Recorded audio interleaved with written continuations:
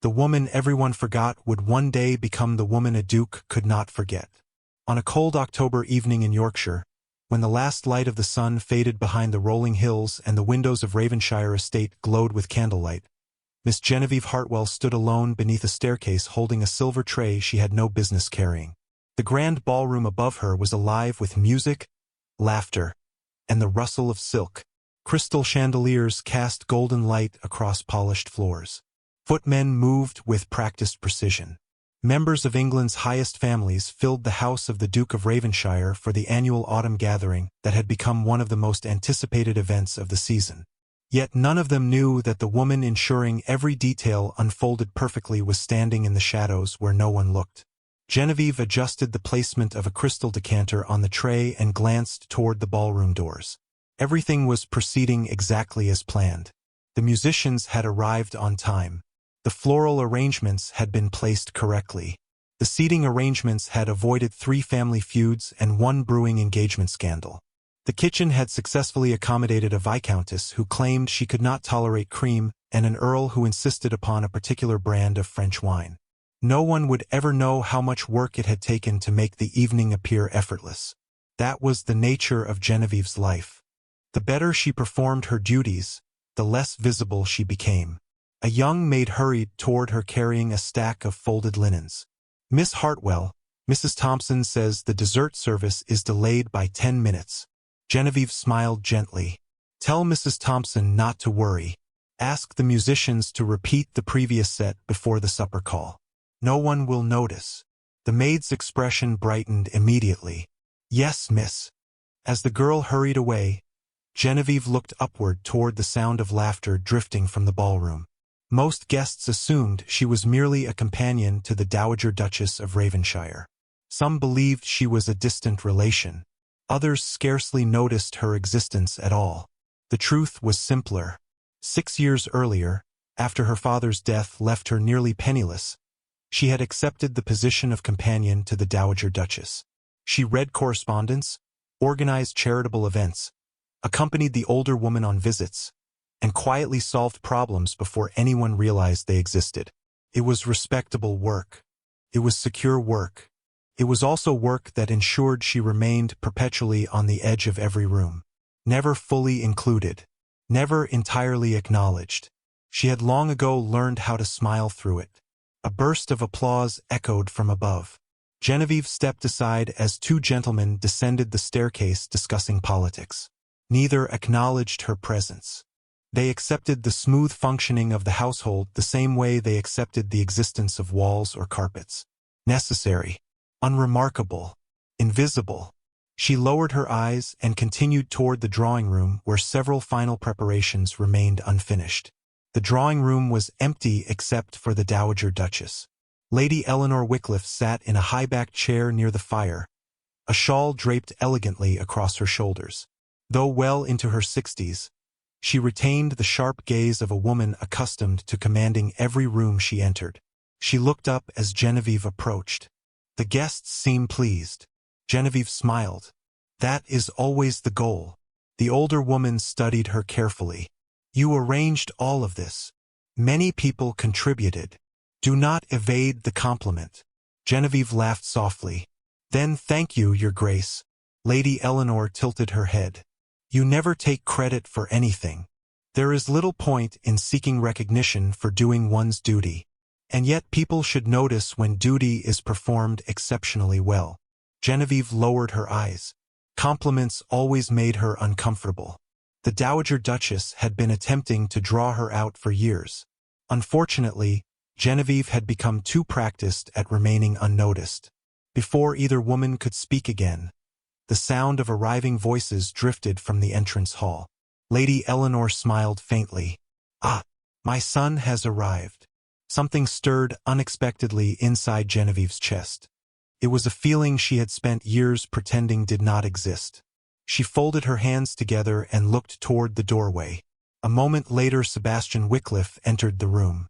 Duke of Raven-shire, 34 years old, one of the wealthiest men in England, one of the most respected, one of the most difficult to truly know. Tall and broad-shouldered, he carried himself with effortless authority. His dark coat fit perfectly. His expression remained composed. The years had added a quiet confidence to his features that made him seem even more imposing than the young aristocrat Genevieve had first met 6 years earlier. He crossed the room and kissed his mother's cheek. "I trust the evening has not descended into chaos." "Only because Miss Hartwell prevented it," Lady Eleanor replied immediately. Sebastian glanced toward Genevieve. For one brief moment his gray eyes met hers. Then he nodded politely. "Miss Hartwell, Your Grace."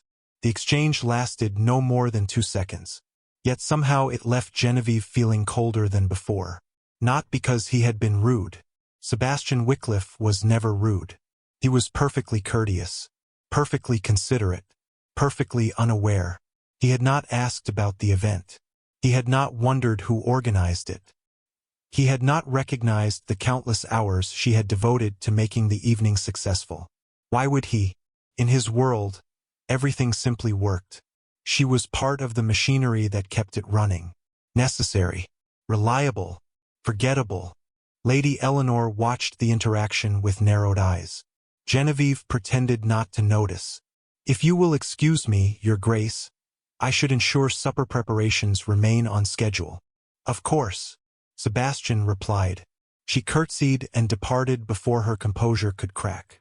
The corridor outside felt blessedly quiet compared to the crowded rooms beyond.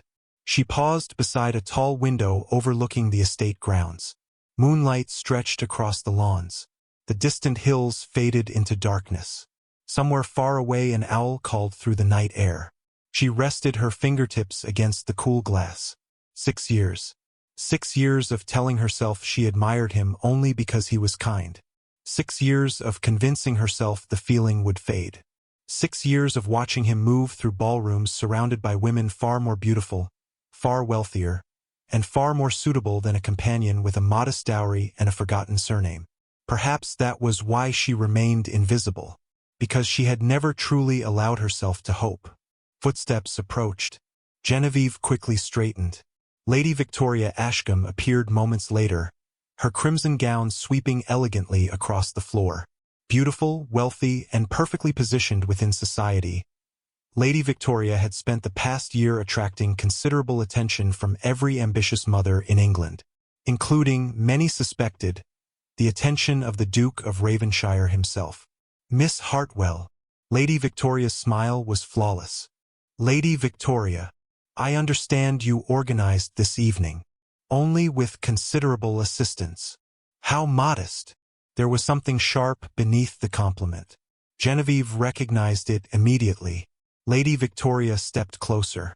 It must be satisfying to spend one's life helping. Later that evening, as the orchestra filled the ballroom with music and couples moved gracefully across the floor, Genevieve stood beside the Dowager Duchess near one of the marble columns. The event had become a triumph. Guests laughed, danced, socialized. Every detail functioned perfectly. Lady Eleanor glanced sideways. "You should be proud. The evening belongs to Raven-shire. The evening belongs to the person who created it." Genevieve smiled faintly. Before she could answer, her attention shifted toward the opposite side of the ballroom. Sebastian stood surrounded by guests, Lady Victoria beside him. Several mothers watched the pair with unmistakable interest. Whispers moved through the room. Predictions, speculation, future engagement announcements imagined before they existed. Genevieve looked away. She had become skilled at ignoring such things. Yet tonight something felt different. Lady Eleanor noticed the movement. The older woman's expression grew thoughtful. Very thoughtful. Across the ballroom Sebastian laughed at something one of the gentlemen said. The sound carried unexpectedly through the crowd. Genevieve felt it more than heard it. Strange how a single laugh could brighten an entire room. Stranger still how that same laugh could break a heart. The evening continued. The music played. The candles burned lower. Guests smiled and celebrated. Yet somewhere beneath the polished perfection of Raven-shire Estate, something had begun to shift. Genevieve could not have explained why. She only knew that, for the first time in years, remaining invisible felt less like safety and more like sorrow. And as midnight approached, The Dowager Duchess continued watching her with growing concern, while far across the ballroom the Duke of Raven-shire remained completely unaware that the woman holding his world together was quietly standing at the edge of it, wondering how much longer she could remain unseen. The orchestra had changed melodies 3 times since midnight, yet the ballroom remained as crowded as ever. Raven-shire Estate shimmered beneath hundreds of candles. Crystal reflected gold light across marble floors. Gentle laughter drifted through the air. Conversations overlapped in polished waves of aristocratic charm. It was precisely the sort of evening guests would remember fondly for years. Genevieve Hartwell stood beside a refreshment table near the far wall and watched a footman discreetly replace an empty champagne tray before anyone noticed. Another small crisis solved. Another invisible task completed. Across the room, young ladies competed for attention. Mothers measured prospects. Gentlemen negotiated marriages as carefully as business agreements. Nothing unusual. Nothing surprising. England's upper circles followed familiar patterns. Genevieve knew every one of them. She had spent 6 years observing from the edges of rooms exactly like this. A dowager countess approached the refreshment table and smiled warmly. "Miss Hartwell, I must compliment the arrangements. Everything has been delightful." Genevieve inclined her head. "You are very kind, Lady Blackstone." "Not kind. Honest." The older woman lowered her voice. "Although I suspect no one will properly thank you." Genevieve smiled. "That has never been necessary." Lady Blackstone studied her for a moment before moving away. The comment lingered longer than it should have. No one will properly thank you. Perhaps because gratitude had never truly been what Genevieve wanted. Respect would have been enough. To be seen would have been enough. A servant approached carrying a message. "The Dowager Duchess requests your presence in the blue salon, miss." Genevieve immediately excused herself. The blue salon was quieter than the ballroom. Several guests occupied the room, enjoying conversation away from the noise of dancing. Lady Eleanor sat comfortably near the fireplace surrounded by a small gathering of acquaintances. Sebastian stood nearby speaking with Lord Ashcombe, father of Lady Victoria. The sight was enough to confirm every rumor circulating through Yorkshire society. Genevieve felt a familiar ache before she firmly pushed it aside. Lady Eleanor gestured for her to join them. "Miss Hartwell, there you are." Genevieve curtsied. "Your Grace. We were discussing impossible marriages." The Dowager Duchess smiled mischievously. "A favorite pastime among the aristocracy." Several guests laughed. Lord Ashcombe lifted his glass. "A dangerous topic.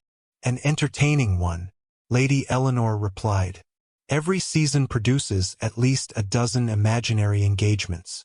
Another gentleman chuckled. "Usually invented by mothers with unmarried daughters." More laughter followed. Genevieve stood quietly behind the Dowager Duchess's chair. She had no expectation of participating. The conversation belonged to people of higher rank. That was normal. Then Lady Beatrice Farnham, a widow with a reputation for saying exactly what she thought, glanced toward Sebastian. "Speaking of imaginary engagements, Your Grace, half of Yorkshire believes you shall propose before Christmas." Sebastian looked amused. "Half of Yorkshire needs more interesting hobbies." The room erupted with polite laughter. Lady Beatrice smiled. "And whom shall you disappoint this season?" "The list is apparently extensive." "Perhaps Lady Victoria?" another guest suggested. Lady Victoria herself sat elegantly near the fireplace and lowered her eyes with practiced modesty. Sebastian offered no answer. His silence only fueled the amusement around him. Then Lady Beatrice's gaze wandered unexpectedly toward Genevieve. Something sparkled in her eyes. The look of someone about to create mischief. Genevieve felt immediate unease. "Although," Lady Beatrice said thoughtfully, "perhaps we have all been looking in the wrong direction." Several guests followed her gaze. Genevieve suddenly wished herself anywhere else. "Lady Beatrice," Lord Ashcombe warned lightly, "do not begin trouble." "I never begin trouble. I merely notice it." Her smile widened. "For example, I have often wondered whether Miss Hartwell is secretly devoted to our Duke." The room laughed. Not cruelly. not viciously, simply with the casual amusement of people seeking entertainment.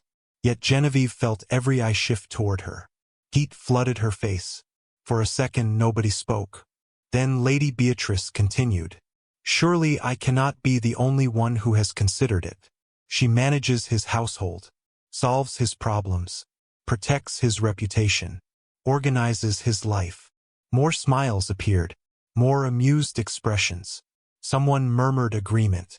Another guest laughed quietly. Genevieve remained perfectly still. She had learned long ago that composure was often the last defense available to a woman. Lady Beatrice, Lady Eleanor said sharply, "You are being unfair." "I mean no harm," the widow replied. "I merely admire loyalty." The attention shifted toward Sebastian. The room waited. Genevieve did not realize she had stopped breathing until that moment. Sebastian's reaction would end the conversation. A simple dismissal. A change of subject. Nothing more. Instead, he smiled. It was not a cruel smile. It was not intended to wound. That made what followed somehow worse. "Miss Hartwell?" he said. "I should hope not." A few guests laughed. He continued before anyone could speak. "She deserves a poet, not a duke." The room erupted with laughter. Warm laughter. Comfortable laughter. Harmless laughter. The sort people shared when everyone understood a joke. Genevieve heard every sound. Every chuckle. Every amused sigh. Every polite attempt to hide amusement behind a fan. Sebastian himself laughed softly. Not at her. Not intentionally. Simply at the absurdity of the suggestion. Yet none of that mattered. Because in a single moment he had revealed exactly how impossible the idea seemed to him. Not unlikely. Not inconvenient. Impossible. Genevieve smiled. Years of practice allowed her to do it automatically. Her expression remained calm. Her posture remained elegant. No one looking directly at her would have noticed the damage. But inside something cracked. Lady Eleanor's face hardened immediately. She glanced toward Genevieve with visible concern. Sebastian seemed entirely unaware. The conversation moved on. Another topic emerged. Someone mentioned Parliament. Another guest discussed the London season. Laughter returned to normal. The moment passed for everyone except Genevieve. She quietly excused herself before anyone noticed. "If you will pardon me." No one objected. No one stopped her. She walked calmly from the room, down the corridor, through a side hallway, past portraits of long-dead ancestors who stared from gilded frames. Her pace never quickened. She would not allow herself that weakness. Not here. Not where someone might see. Outside, the night air struck her face like cold water. The terrace overlooked the moonlit gardens. Gravel paths stretched through neatly trimmed hedges. Fountains shimmered beneath silver light. Genevieve gripped the stone balustrade and stared into the darkness. For several moments she could not think, could not feel, could only hear the echo of laughter. She deserves a poet, not a duke. A harmless remark. Polite remark. Yet beneath it rested a truth she had spent years refusing to confront. He had never seen her. Not truly. She had imagined small moments. Shared conversations, quiet kindnesses, the occasional glance, foolish things, meaningless things. She had constructed entire dreams from scraps of attention because hope was easier than reality. Tears gathered unexpectedly. She blinked them away at once. No, she would not cry because a man failed to love her. She would not cry because a dream had finally died. The dream should have died years ago. Footsteps sounded behind her. Lady Eleanor emerged from the house carrying a shawl. "You should not stand in the cold." Genevieve accepted the shawl automatically. "Thank you, Your Grace." Silence settled between them. The older woman studied her carefully. "He is an idiot." Genevieve laughed despite herself. "That is not a statement many people would dare make. Fortunately, I am his mother." Genevieve looked toward the gardens. "He meant no harm." "That does not erase harm." Her voice softened. "Genevieve."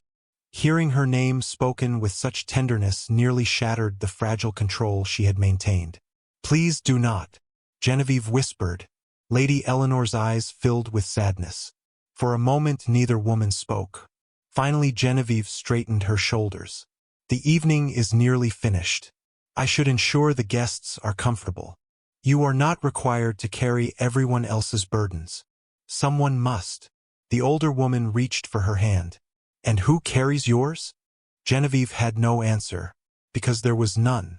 An hour later the final guests began departing. Carriages rolled away beneath the stars. Footmen closed doors. Servants extinguished candles room by room. Raven-shire Estate slowly settled into silence. Genevieve remained awake long after everyone else retired. She sat alone in her modest room overlooking the eastern gardens. A single candle flickered beside her desk. The house felt different tonight, not because anything had changed, because something finally had. For years she had built a life around a place that did not truly belong to her, around people she cared for deeply, around a man who would never see her as anything more than part of the background of his existence. The realization hurt less than it should have, perhaps because some part of her had always known. Her gaze settled on a sheet of blank paper, then another, then a third. The candle flame danced gently. Outside, darkness stretched across Yorkshire. Slowly, very slowly, Genevieve reached for a pen. Her fingers trembled only once. By the time the first words appeared on the page, her hand had become completely steady. Somewhere else in the vast estate, Sebastian Wycliffe slept peacefully, unaware that a few careless words had changed the course of 2 lives. And as the candle burned lower beside her desk, Genevieve began writing the letter that would end 6 years of silence. The first line took nearly 10 minutes to write. Genevieve stared at the paper while the candle beside her desk burned steadily lower. The estate had fallen silent hours ago. Servants slept. Guests had departed. Even the wind seemed reluctant to disturb the darkness surrounding Raven-shire. Yet her mind refused to rest. For 6 years she had built a life within these walls. 6 years of quiet routines. 6 years of solving problems before they appeared. 6 years of belonging everywhere and nowhere at once. Now she found herself facing a question she had spent years avoiding. Who was she when she was no longer needed by Raven-shire? Her pen hovered above the page. Finally she began. Your Grace. She stopped immediately. No, that would never do. This letter was not meant for Sebastian. She folded the page and set it aside. A second sheet replaced it. This time she addressed it properly. Your Grace, it is with gratitude for your kindness and confidence that I submit my resignation from my position as companion and secretary within the Raven-shire household. The words appeared neat and controlled. No trace of emotion. No sign of heartbreak. No evidence that the woman writing them had spent years loving a man who never noticed. By the time she finished the letter, dawn remained several hours away. Genevieve sanded the ink carefully and folded the page. Then she sat motionless, staring at it. Strange. After all the turmoil of the evening, she felt remarkably calm. Perhaps because the decision itself had already been made. The letter merely acknowledged it. A soft knock interrupted her thoughts. Come in. The door opened cautiously. Sarah, one of the younger maids, stepped inside carrying a folded blanket.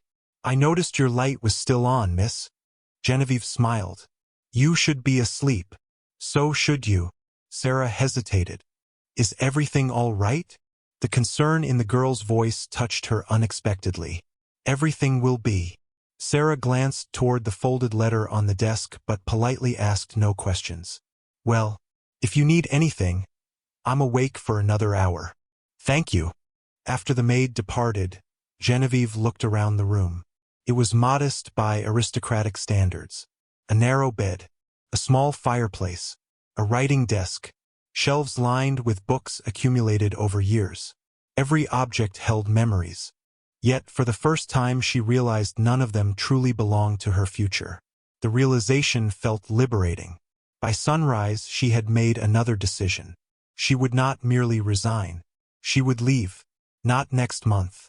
Not after endless discussions and attempts to persuade her otherwise. Immediately, the thought should have frightened her.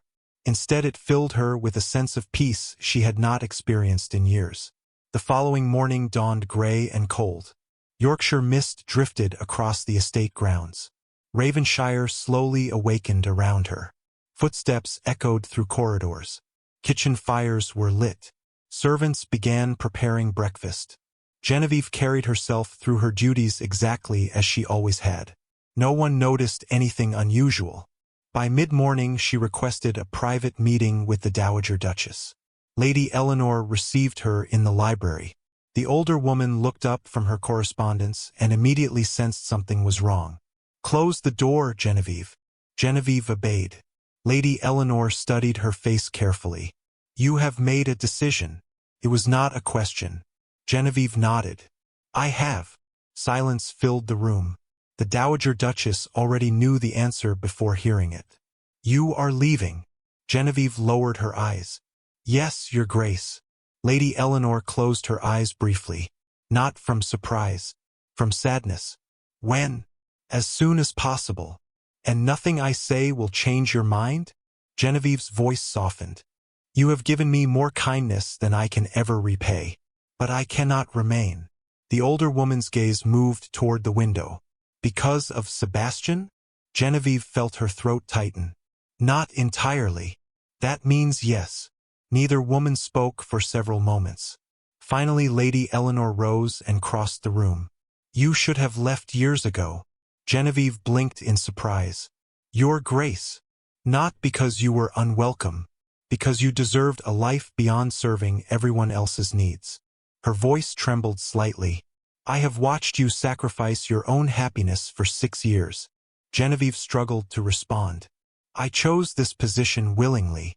You chose survival." The older woman reached for her hand. "There is a difference." Tears threatened again. Genevieve fought them back. Lady Eleanor squeezed her fingers gently. "Where will you go?" "Bath." The answer came immediately. She had considered it all night. "An old school friend lives there. She has offered assistance before." "Then you already planned everything." Genevieve smiled faintly. "I believe I did." The Dowager Duchess laughed softly despite her sadness. "You always were efficient." A long silence followed. Then Lady Eleanor crossed to her writing desk and opened a drawer. She removed a sealed envelope. "Take this." Genevieve stared at it. "Your Grace, I cannot." "You can." The older woman's expression became firm. "Do not argue." Genevieve reluctantly accepted it. "What is it?" "Something that belongs to your future." Her eyes softened. "Not your past." Genevieve understood immediately that it was money. More money than she would ever willingly accept. She also understood refusing would only hurt the woman she cared for deeply. "Thank you." Lady Eleanor embraced her. The gesture shattered the last of Genevieve's defenses. For several seconds, neither woman spoke. When they finally separated, both understood what remained unsaid. Farewells had already begun. The rest of the day passed in a blur. Genevieve organized records, completed unfinished correspondence, prepared instructions for tasks that would eventually require another person to assume her responsibilities. No one questioned her diligence. It appeared entirely normal. Shortly before dinner, she encountered Sebastian in the West Corridor. He carried several documents beneath one arm and looked mildly distracted. "Miss Hartwell." "Your Grace." He paused. "I have not yet thanked you for the success of the gathering." The words surprised her. Perhaps under different circumstances they might have meant something. Now they felt strangely distant. "You are very kind." Several guests specifically praised the event. "I am pleased everyone enjoyed themselves." Sebastian studied her briefly. "Are you unwell?" She nearly laughed. 6 years. 6 years of unnoticed affection. Yet somehow he sensed a change now. "I am perfectly well." "Good." He nodded. "Mother would be lost without you." The comment was intended as praise. Instead it confirmed everything. Mother would be lost without you. Not I. Not Raven-shire. Not this household. Only a useful role. A valuable employee. Nothing more. "I am glad I have been helpful," she replied. Sebastian smiled politely before continuing down the corridor. Genevieve watched him disappear around the corner. Then she returned to her work. That evening she packed. Not much. A few dresses, books she treasured, personal letters, her father's pocket watch. The possessions of an entire life fit into 2 modest trunks. It was astonishing how little one truly owned when stripped of illusion. Near midnight another knock sounded at her door. Lady Eleanor entered carrying a small wooden box. "This belonged to my grandmother." Genevieve frowned. "Your Grace." "Take it." Inside rested an elegant silver compass, worn with age but beautifully preserved. "Why?" The older woman's smile carried unmistakable affection. "Because every traveler deserves a way forward." Genevieve could not trust herself to speak. Hours later, after the estate had fallen asleep, she completed one final task. Her resignation letter rested atop her desk. Beside it lay a shorter note addressed to Lady Eleanor. Personal farewell. Nothing dramatic. Nothing emotional. Simply gratitude. Outside her window, the eastern horizon remained dark. The estate slept peacefully. No one yet realized that by tomorrow one familiar presence would be gone. Genevieve extinguished the candle and sat quietly in darkness. Somewhere beyond Raven-shire's walls, an entirely different life waited. Uncertain, frightening, free. For the first time in many years, she found herself looking toward the future rather than backward toward a dream that had never truly existed.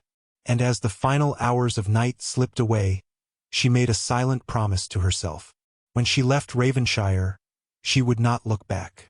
The estate clock struck 4 in the morning as Genevieve Hartwell opened her eyes for the final time in the room she had occupied for 6 years. For a few moments she remained still beneath the blankets, listening to the silence. Raven-shire slept. The corridors were empty. The fireplaces had burned low. Beyond the windows, darkness still covered the Yorkshire countryside. A faint silver line rested along the eastern horizon where dawn waited patiently beyond the hills. This was the hour when servants had not yet begun their duties and aristocrats still dreamed beneath warm quilts. The perfect time to disappear. She rose quietly and dressed in a simple traveling gown of dark blue wool. Nothing elegant. Nothing remarkable. The sort of attire designed to attract no attention. Her trunks had already been sent ahead to the village coaching station the previous evening under the pretense of storage. Only a small traveling bag remained. She tied the strings carefully and glanced around the room one final time. The narrow bed, the bookshelf, the writing desk, the chair beside the fireplace where she had spent countless evenings balancing household accounts and organizing correspondence. Every corner held memories. Some were happy, others painful. Most were simply ordinary. Together they represented 6 years of her life. She should have felt sadness. Instead she felt gratitude. This room had sheltered her when she possessed nothing. It had given her stability. It had given her purpose. Now it was time to leave it behind. Genevieve crossed to the desk and placed her hand briefly upon the polished wood. Then she turned away. No looking back. She had promised herself that much. The corridor beyond remained dark except for a single lamp burning near the staircase. Her footsteps echoed softly against the floorboards. The familiar sounds and scents of Raven-shire surrounded her. Beeswax polish, old books, faint traces of wood smoke lingering from yesterday's fires. She had known this house almost as intimately as its owners, perhaps more intimately than some of them knew it themselves. That thought almost made her smile. At the bottom of the staircase she paused. A figure emerged from the shadows near the entrance hall. Lady Eleanor. The Dowager Duchess wore a dark traveling cloak over her nightdress and leaned lightly upon a cane. She looked as though she had not slept at all. Genevieve's heart tightened. "Your Grace." The older woman smiled sadly. "Did you truly think I would allow you to leave without saying goodbye?" Genevieve lowered her eyes. "I hoped you would be sleeping. I have never been particularly obedient." That earned a faint laugh. For several moments neither woman spoke. The silence between them held years of affection, years of shared routines, years of understanding that needed no explanation. Finally, Lady Eleanor stepped forward. "Are you frightened?" Genevieve considered the question honestly. "A little." "Good." The answer surprised her. The Dowager Duchess smiled gently. "People should be frightened when they begin a new life. It means they understand its importance." Emotion tightened Genevieve's throat. "You always know the right thing to say." "Nonsense. I simply had more time to make mistakes." The older woman reached into her cloak pocket and produced a folded envelope. "One last thing." Genevieve accepted it reluctantly. "You have already given me too much. Open it after you arrive in Bath." Her expression softened. "Promise me." "I promise." Lady Eleanor nodded. Then she did something entirely unexpected. She cupped Genevieve's face between both hands. "Do not spend your life making yourself smaller for the comfort of others." Tears immediately threatened. "Your Grace, listen to me." Her voice remained gentle but firm. "You are intelligent, capable, kind. Any household would be fortunate to have you. Any family would be fortunate to know you." She paused. "And any man would be fortunate to earn your love." Genevieve could not speak. She simply embraced the older woman tightly. For a moment neither moved. Neither wanted to. Eventually Lady Eleanor stepped back. Her eyes glistened, but her posture remained strong. "Go before I become sentimental." Genevieve smiled through tears. "I think that happened hours ago." "Possibly." They shared one final look. Then Genevieve turned toward the entrance. The great front doors opened quietly. Cold morning air swept inside. The world beyond Raven-shire waited in darkness and mist. A carriage stood ready near the front steps. The driver climbed down and touched his hat respectfully. "Miss Hartwell, good morning." She moved toward the carriage, then stopped. Something made her glance upward toward the second-floor windows. Most remained dark. One did not. A single light glowed faintly behind a curtain in the east wing. Sebastian's study. Genevieve stared at it for only a second. Perhaps he was awake working late. Perhaps he had never gone to bed. Perhaps it meant nothing at all. It no longer mattered. She climbed into the carriage. Moments later the wheels began rolling across the gravel drive. Raven-shire slowly receded behind her. The estate appeared almost dreamlike in the pre-dawn darkness. Towers rising through mist. Windows glowing softly. Gardens hidden beneath shadows. For years it had been the center of her world. Now it became part of her past. She did not look back again. The carriage passed through the estate gates just as the first hints of sunrise touched the horizon. Yorkshire unfolded before her in muted shades of gray and silver. Fields stretched toward distant hills. Stone cottages rested quietly among patches of woodland. Morning fog drifted across meadows like pale ribbons.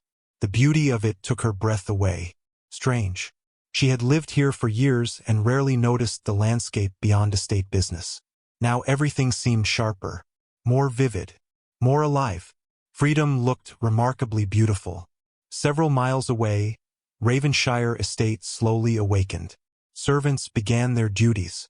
Fires were lit. Breakfast preparations started. The household moved through familiar routines. Yet one small absence had already begun altering the rhythm of the morning. Sarah, the young maid, knocked gently on Genevieve's door. No answer. Assuming her employer had risen early, she entered. The room was empty, perfectly neat, perfectly orderly. The bed had been made, the fireplace cleaned, the shelves dusted. Only one thing appeared unusual. A folded letter rested atop the writing desk. Sarah stared at it for several seconds before hurrying from the room. 20 minutes later, Lady Eleanor sat in the library holding both letters. One formal, one personal. She had already known this moment would come. Yet seeing the empty room still hurt more than expected. Her gaze shifted toward the formal resignation. Then toward the heartfelt farewell addressed specifically to her. She pressed her lips together. Across the estate, Sebastian entered the breakfast room carrying a newspaper beneath one arm. He appeared entirely unaware that anything significant had occurred. "Good morning, Mother." Lady Eleanor looked up from her correspondence. "Good morning." Sebastian poured coffee. You seem unusually serious. Do I? Yes. He sat opposite her. Has something happened? The Dowager Duchess studied her son carefully. There was no malice in him. No cruelty. Only blindness. The sort of blindness privilege often created. She wondered how long it would take him to notice. Perhaps days. Perhaps weeks. Perhaps longer. Genevieve has left Raven-shire. Sebastian paused. Left. This morning. He frowned slightly. For how long? Permanently. The silence that followed lasted only a few seconds. Yet something shifted inside the room. Small. Almost imperceptible. Sebastian set down his coffee cup. I was not aware she intended to resign. Clearly, Lady Eleanor's answer carried more meaning than the words themselves. Sebastian looked genuinely surprised. Did something happen? Lady Eleanor thought of the ballroom. The laughter. The careless remark. The expression on Genevieve's face afterward. Yes, she said quietly. Something happened. But she did not explain further. Not yet, because some lessons could not be taught. They had to be discovered. And far beyond the estate, as dawn finally broke across the Yorkshire countryside, Genevieve Hartwell watched sunlight spill across the rolling hills and realized she was smiling. For the first time in years, there was no schedule waiting for her. No responsibilities demanding her attention. No impossible hope quietly breaking her heart. Only a road stretching toward an uncertain future. And despite everything she was leaving behind, she had never felt lighter. 3 days after Genevieve Hartwell left Raven-shire Estate, Sebastian Wycliffe found himself standing in the middle of the library, unable to locate a document that should have been directly in front of him. The realization irritated him far more than it should have. He opened one drawer, then another, then a third. Nothing. The requested correspondence from a tenant dispute in North Yorkshire had vanished. Where is it? He muttered. The question was directed at no one.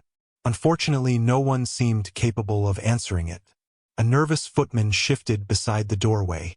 I believe Miss Hartwell usually organized those files, Your Grace. Sebastian stared at the empty drawer. Yes, I am aware. The footman wisely retreated. Sebastian eventually found the document exactly where it belonged. Genevieve had labeled it clearly, filed it properly, indexed it within a separate ledger. The problem had not been the filing system. The problem had been his unfamiliarity with it. He closed the drawer and continued his morning. By itself, the incident meant nothing. Yet similar moments kept occurring throughout the day. The cook requested clarification regarding next week's charitable luncheon. The gardener needed approval for a donation promised to a local church. 2 letters required responses concerning a scholarship fund. Every inquiry ended the same way. Miss Hartwell handled that. Miss Hartwell would know. Miss Hartwell arranged it. By evening, Sebastian found the repetition mildly irritating. Not because he missed Genevieve. That would have been absurd. She had merely resigned. People resigned from positions every day. No doubt she would soon discover Bath less charming than anticipated and accept another appointment elsewhere. Life continued. Raven-shire continued. Everything continued. Or so he assumed. The following morning disproved the theory. At breakfast, Lady Eleanor calmly set down her teacup and observed her son with open amusement. You appear tired. Sebastian glanced up from a stack of household reports. I am managing several issues. Issues that did not exist last week? He ignored the question. His mother smiled into her tea. Interesting. Sebastian chose not to respond. Across the room, a maid accidentally delivered the wrong correspondence. A second servant interrupted to ask about arrangements for an upcoming charity event. Then the housekeeper requested clarification regarding a guest list. By the time breakfast ended, Sebastian felt strangely exhausted. How many responsibilities did Miss Hartwell actually manage? He asked. Lady Eleanor nearly laughed. You truly do not know.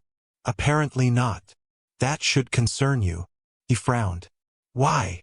Because she carried half this household upon her shoulders and no one noticed. Sebastian said nothing. The comment lingered unpleasantly in his thoughts long after breakfast concluded. Several days passed. Then a week.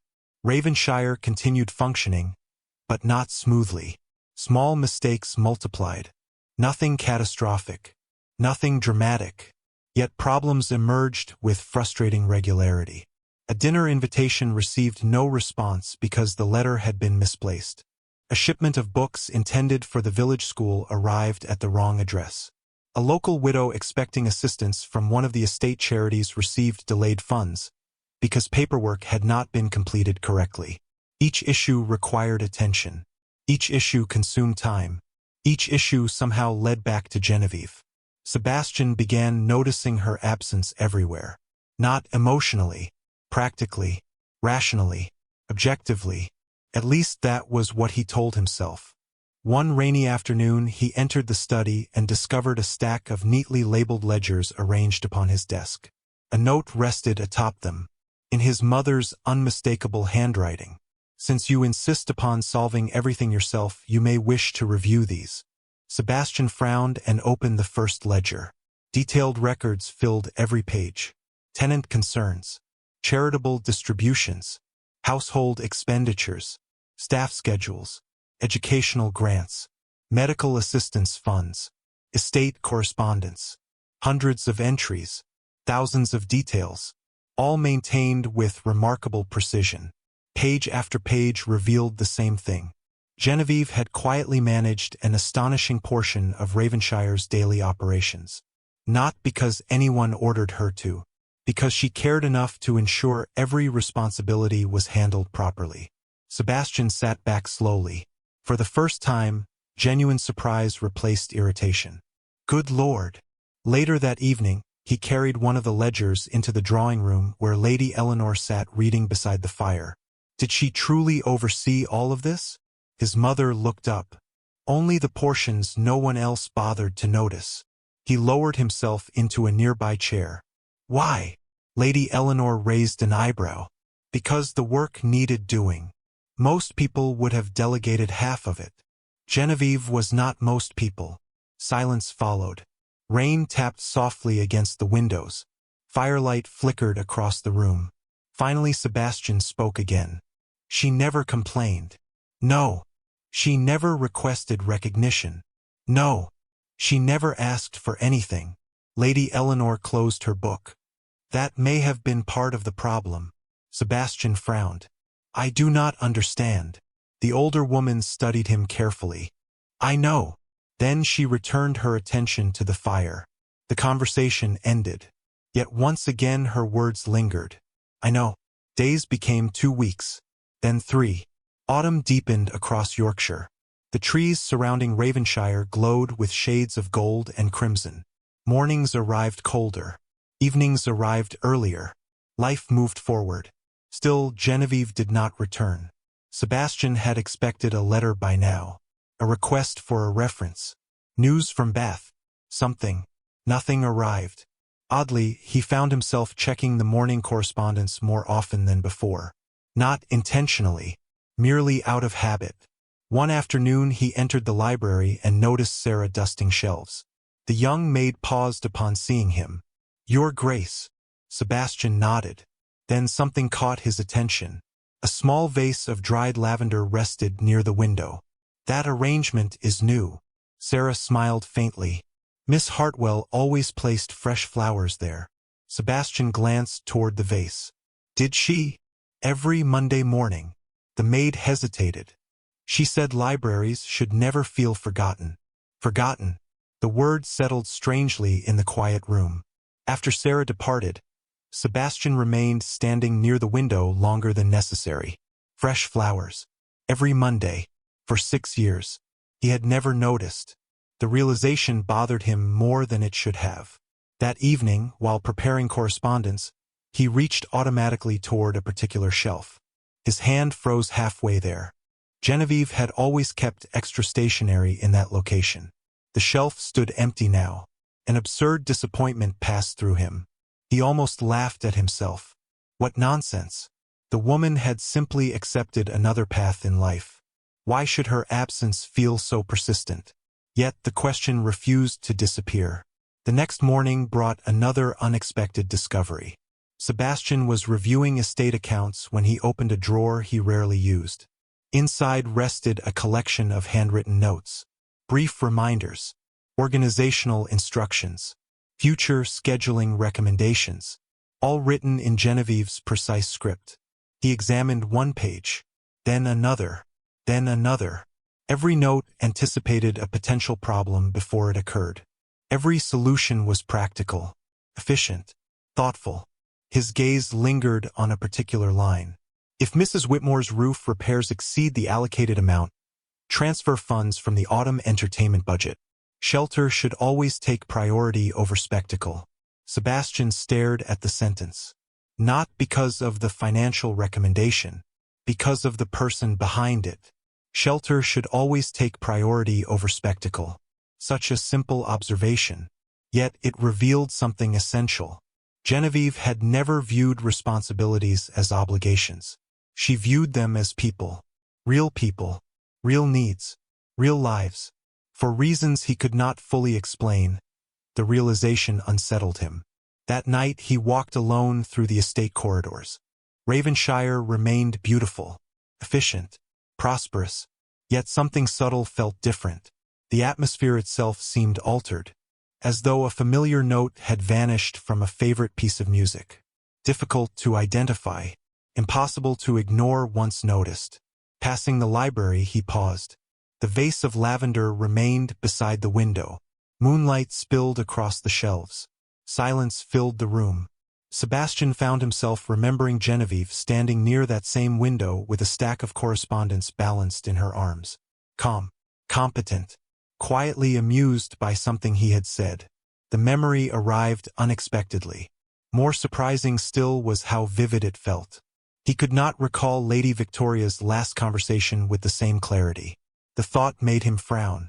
Strange, very strange. Somewhere in Bath, hundreds of miles away, Genevieve Hartwell was beginning a new life. Sebastian knew almost nothing about it. Yet standing alone in the moonlit library, he realized something for the first time. Raven-shire had lost far more than an employee, and the most troubling part was that he still could not explain exactly why. A month after Genevieve left Raven-shire, the first snow arrived. Came early that year. Thin white frost covered the estate gardens before dawn and transformed the Yorkshire countryside into a landscape of silver and pale blue.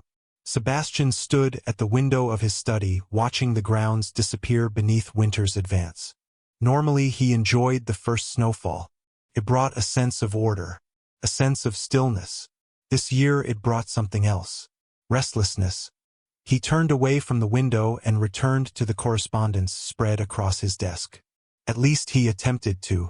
5 minutes later he realized he had read the same paragraph 3 times without absorbing a single word. Frustrated, he tossed the letter aside. Something was wrong. Not with the estate. Not with the accounts. Not with the tenants or the harvest reports. Something was wrong with him. The realization irritated him immensely. Across the room, the grandfather clock ticked steadily. Fire crackled in the hearth. Everything remained exactly as it should. Yet nothing felt quite right. A sharp knock interrupted his thoughts. Enter. His secretary stepped inside carrying a stack of papers. The young man had been hired 2 weeks earlier to help manage the workload Genevieve once handled almost effortlessly. Unfortunately, he lacked both her experience and her intuition. Your Grace, there is a problem regarding the Winter Relief Fund. Sebastian closed his eyes briefly. Another problem? What sort of problem? Several families received duplicate distributions while others received none. Sebastian stared at him.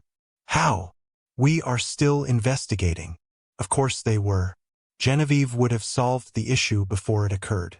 The thought arrived automatically now. It happened dozens of times each day. The secretary shifted uncomfortably. Miss Hartwell maintained a more complex system than we initially realized. Sebastian almost laughed. More complex. That was becoming a recurring phrase. Everything Genevieve touched apparently contained layers nobody noticed until after she departed. Correct it. Yes, Your Grace. After the secretary left, Sebastian remained seated in silence. The estate had survived for generations before Genevieve arrived. It would survive after her departure as well. Rationally, he understood that. Emotionally, he found himself less convinced. Later that afternoon, he attended a charity committee meeting hosted at Raven-shire. Several local families gathered in the drawing room to discuss winter assistance programs. The event had always been one of Genevieve's responsibilities. She coordinated donations, organized volunteers, managed correspondence, ensured every family received what they needed. This year, the meeting felt strangely disorganized. Discussions drifted. Documents were misplaced. Minor disagreements consumed unnecessary time. Eventually, Lady Eleanor observed the growing frustration around the room and intervened. Within minutes, order returned. The older woman remained as formidable as ever. Yet even she appeared tired afterward. Once the guests departed, Sebastian accompanied her toward the library. "You handled that rather well." Lady Eleanor smiled faintly. "Experience." It seemed more difficult than usual, because Genevieve normally managed half the work before anyone entered the room. Sebastian sighed. Again. Again what? Everything leads back to her. The Dowager Duchess stopped walking. "Perhaps there is a reason." He frowned. "Mother."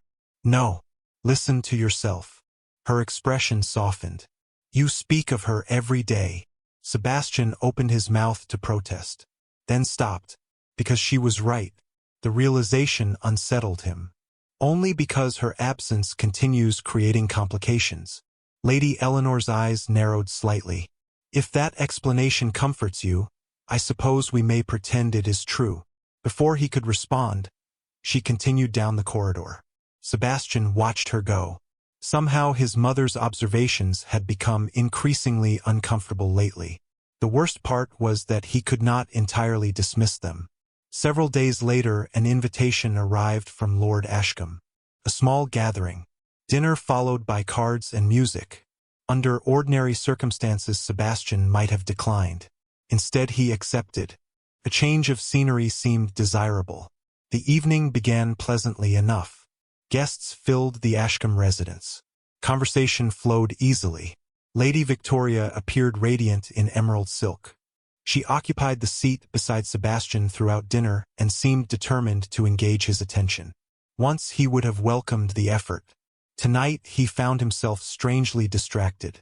"You seem far away," Lady Victoria observed during dessert. Sebastian glanced up. "Do I?" "A little." Her smile remained charming. Surely estate matters cannot be so consuming. He considered offering a polite answer. Instead, he found himself speaking honestly. "The estate has been unusually complicated lately." "Because of staffing changes?" He looked at her in surprise. "You know about that?" "Everyone knows." Lady Victoria sipped her wine gracefully. "Your companion resigned quite suddenly." Companion. The word felt oddly inadequate. "Yes. I imagine replacements are difficult to train." "Apparently." She laughed softly. "Well, some people become too comfortable in one position." Sebastian frowned. Something about the comment bothered him. "What do you mean?" "Only that long-serving staff occasionally forget their place." Her tone remained casual. "Dependence is rarely healthy." The conversation should have ended there. Instead, irritation stirred unexpectedly inside him. Miss Hartwell never forgot her place. Lady Victoria blinked. "I did not suggest otherwise." Yet she had. In a subtle way. A dismissive way. Sebastian suddenly realized he disliked hearing Genevieve discussed as though she were merely another servant. The realization surprised him as much as anyone. The remainder of the evening passed without improvement. Every conversation felt shallow. Every laugh seemed forced. By the time he returned to Raven-shire, he was exhausted. Not physically, emotionally, which made even less sense. Near midnight, he entered the library. The room had become a refuge lately, perhaps because traces of Genevieve lingered there. The vase of lavender remained near the window. Fresh flowers now appeared every Monday because Sarah continued the tradition. Several books Genevieve once recommended sat upon a nearby shelf. Even the arrangement of furniture reflected choices she had made years ago. Sebastian lowered himself into a chair beside the fire.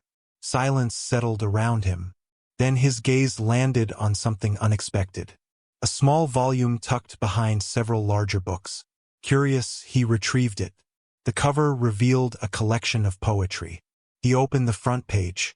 A brief inscription appeared in elegant handwriting. To Miss Genevieve Hartwell, for always reminding others that kindness is never wasted. Lady Eleanor Wycliffe. Christmas 1845. Sebastian stared at the page, then slowly continued reading. Marginal notes filled several passages. Genevieve's handwriting. Small observations. Favorite lines. Reflections on particular verses. Nothing dramatic. Nothing intimate. Yet somehow the words revealed more of her than he had learned in 6 years. She admired resilience, quiet courage, compassion, hope.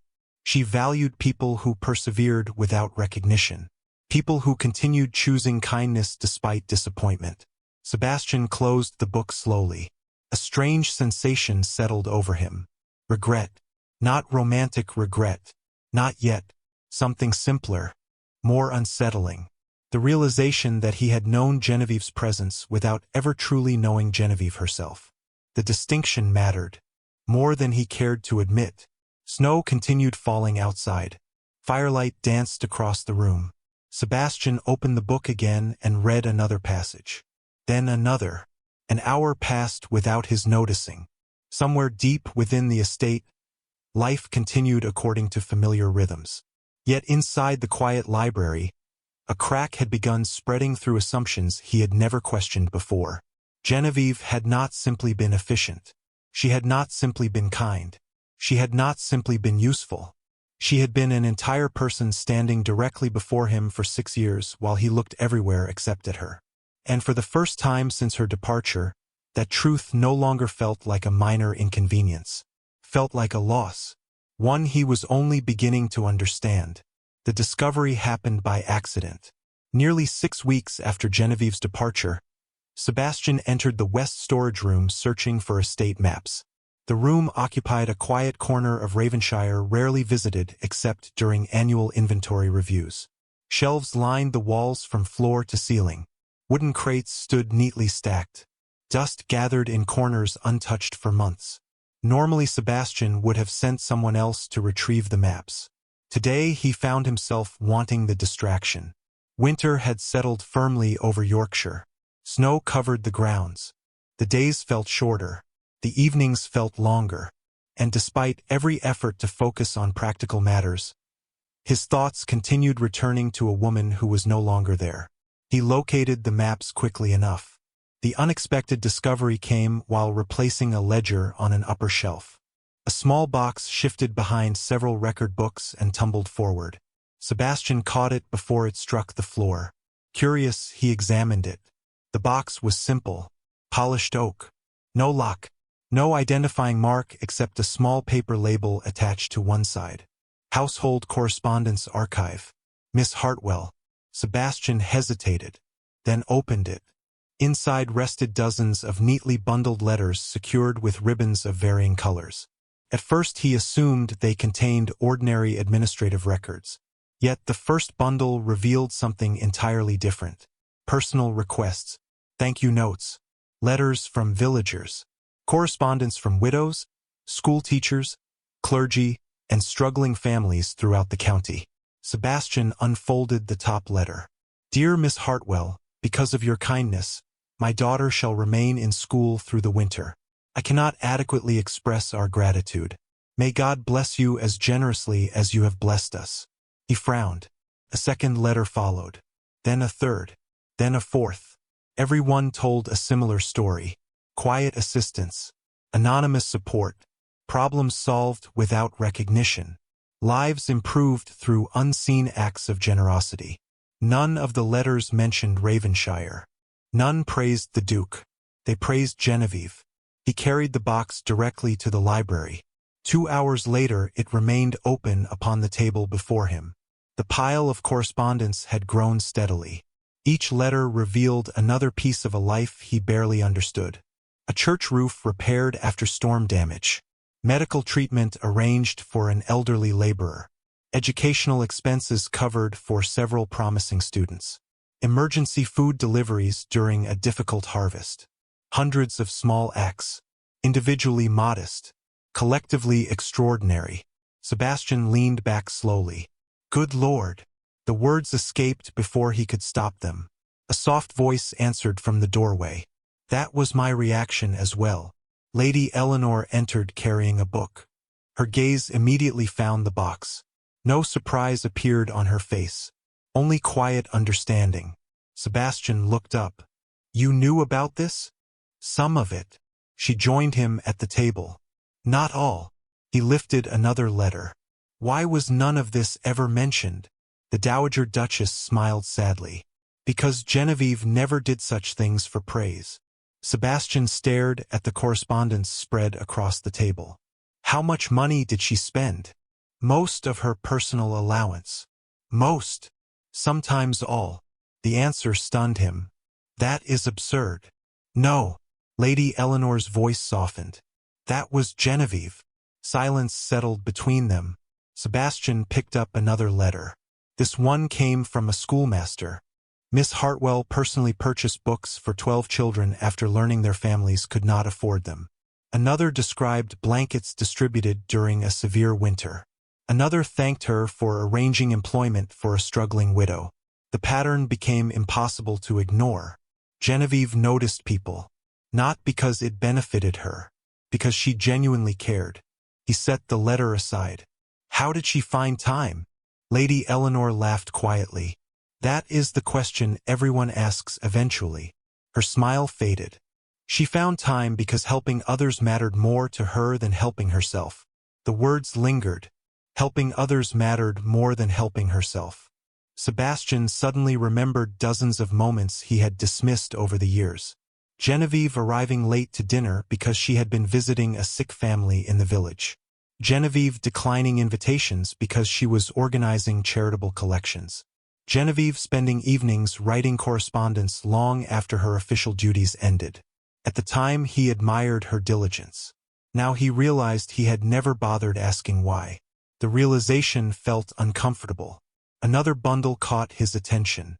Unlike the others, these letters appeared older. The paper had yellowed slightly with age. Sebastian untied the ribbon and unfolded the first page. The letter came from a solicitor. His expression changed immediately. The correspondence concerned Genevieve's father. Several financial documents followed. Then legal records. Then personal notes. Slowly a picture emerged. Reverend Hartwell had died leaving considerable debt. Creditors had threatened to claim nearly everything. Genevieve had sold family possessions to settle obligations. She had rejected multiple marriage offers because the terms would have required abandoning her younger cousins. She had accepted employment at Raven-shire largely because it allowed her to support relatives who depended upon her assistance. Sebastian stared at the papers in disbelief. She never said any of this. No. Lady Eleanor's answer carried no surprise. She would have considered it complaining. Another memory surfaced. 6 years earlier. Genevieve arriving at Raven-shire with only 2 trunks and a determined smile. He had assumed she simply needed respectable employment. The reality had been far more complicated. Far more difficult. Yet she never spoke of sacrifice. Never demanded sympathy. Never sought admiration. She simply endured. A smaller envelope slipped from one of the folders. Sebastian reached for it automatically, then paused. The handwriting looked familiar, very familiar. His own name appeared on the front. For Sebastian, the words froze him completely. Lady Eleanor noticed immediately. Her expression shifted. I have never seen that before. Neither had he. Slowly Sebastian opened the envelope. Inside rested a single folded page. No date, no formal greeting. Just words written in Genevieve's unmistakable script. For several seconds he merely stared at them. Then he began reading. The letter was never intended to be sent. That became obvious immediately. Contained no requests, no expectations, no declarations. Only reflections, observations. small moments preserved on paper. She wrote about watching him help a tenant family after flooding damaged their home, about hearing him quietly fund a scholarship for a young boy with remarkable academic promise, about witnessing acts of kindness he probably believed no one noticed. She admired his integrity, his sense of responsibility, his dedication to people who depended upon him. Yet one passage struck harder than all the others. Sometimes I think the loneliest people are those surrounded by everyone. Everyone sees the title, the position, the responsibilities. Very few see the person carrying them. I hope someone eventually does. Sebastian stopped reading. The room had become impossibly quiet. Lady Eleanor remained silent. She understood this moment belonged entirely to him. He looked down at the page again. Not once did Genevieve mention herself. Not once did she ask for affection. Not once did she suggest he owed her anything. Even in private. Even in a letter never meant to be read. Her concern focused entirely upon him. A painful realization settled heavily inside his chest. She had understood him better than most people ever would. And he had known almost nothing about her. The imbalance felt unbearable. He folded the letter carefully, then unfolded it again, then read it a second time. Each sentence revealed something new, not about Genevieve's feelings, about her character, her generosity, her remarkable capacity for compassion. She had spent years seeing the best in him while he barely saw her at all. Outside the library, evening darkness gathered beyond the windows. Snow drifted softly across the grounds.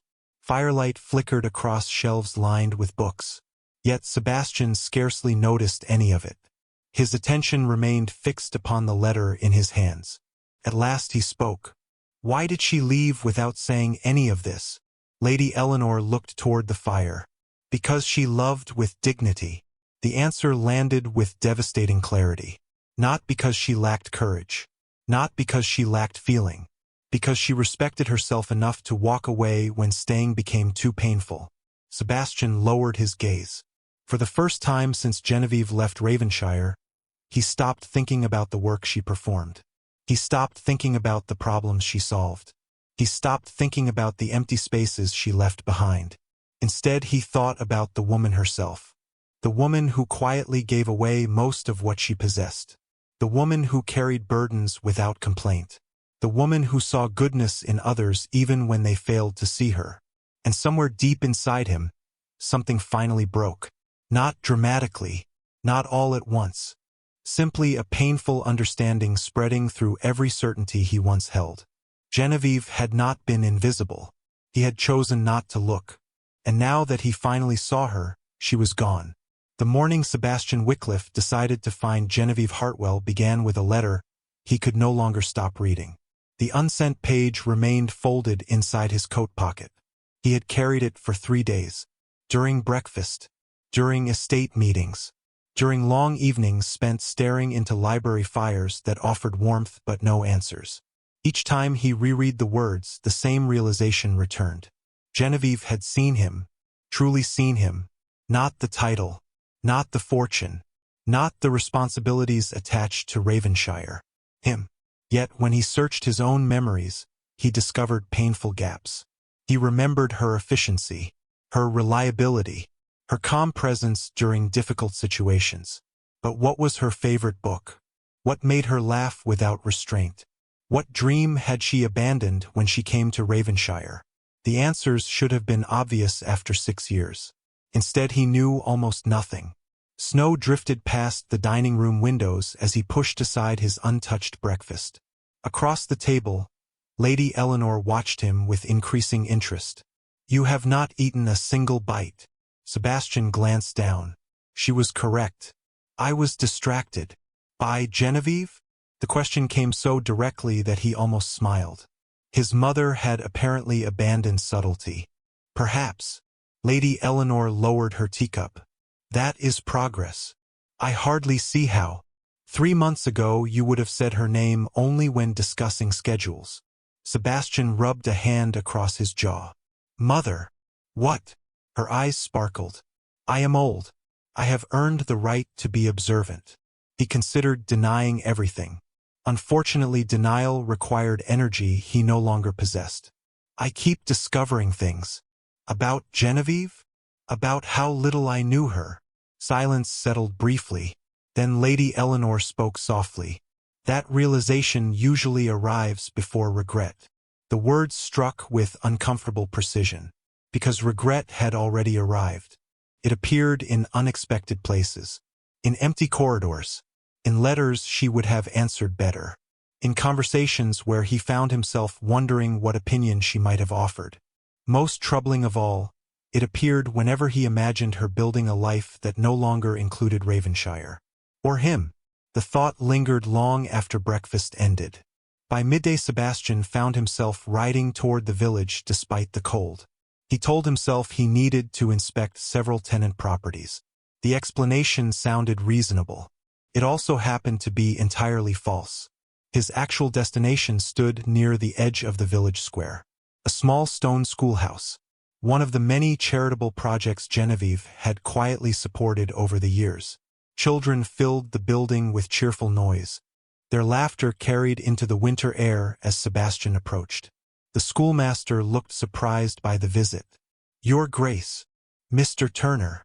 They exchanged greetings before Sebastian glanced toward the classroom windows. "I understand Miss Hartwell was involved here." The older man's face immediately brightened. "Miss Hartwell? Indeed she was." The warmth in his voice caught Sebastian's attention. "How so?" Mr. Turner laughed softly. "In every possible way." For the next 20 minutes, Sebastian listened. He learned that Genevieve purchased books when funding fell short. She organized reading programs during summer months. She visited regularly to help students struggling with lessons. Several children would never have remained in school without her intervention.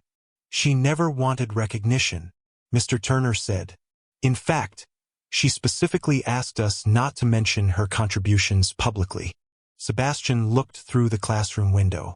Children bent over books, learning, growing, benefiting from efforts nobody associated with Genevieve because she deliberately kept herself hidden.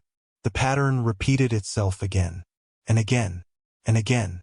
On the ride back to Raven-shire, he stopped at the village church. The rector welcomed him warmly. Within minutes, another collection of stories emerged. Families helped during illness. Repairs funded anonymously. Quiet acts of generosity extending across years. Sebastian eventually asked the question forming in his mind. Did she ever speak about herself? The rector smiled sadly. Rarely. Why? Some people focus so completely on helping others that they forget they deserve care as well. The answer stayed with him throughout the journey home.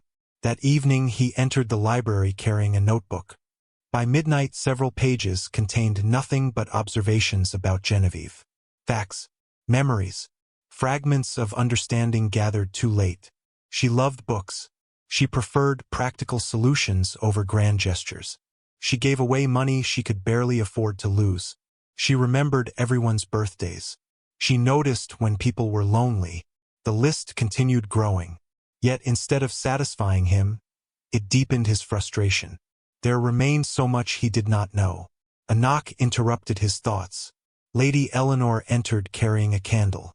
Her gaze immediately found the notebook. That appears serious. Sebastian closed it halfway. Perhaps. She sat opposite him. You intend to find her. The statement startled him because he had not yet spoken the decision aloud. How did you know? Because I raised you. Her smile softened. And because you finally look miserable enough. He laughed despite himself. Then the humor faded. Would that be inappropriate? Lady Eleanor studied him carefully. Why do you wish to find her? The question mattered. More than any other. Sebastian considered his answer. At first I thought I wanted to apologize. And now, he stared into the fire. Now I am not certain apology is enough. Silence followed. The older woman nodded slowly. Good. Good. An apology is about relieving your conscience. Her voice remained gentle. Understanding someone is about earning the right to be part of their life. The distinction struck deeply. Sebastian sat motionless. Understanding someone, Not winning them, not convincing them, understanding them. For the first time, he realized how selfish his initial intentions might have been. He wanted forgiveness because guilt hurt.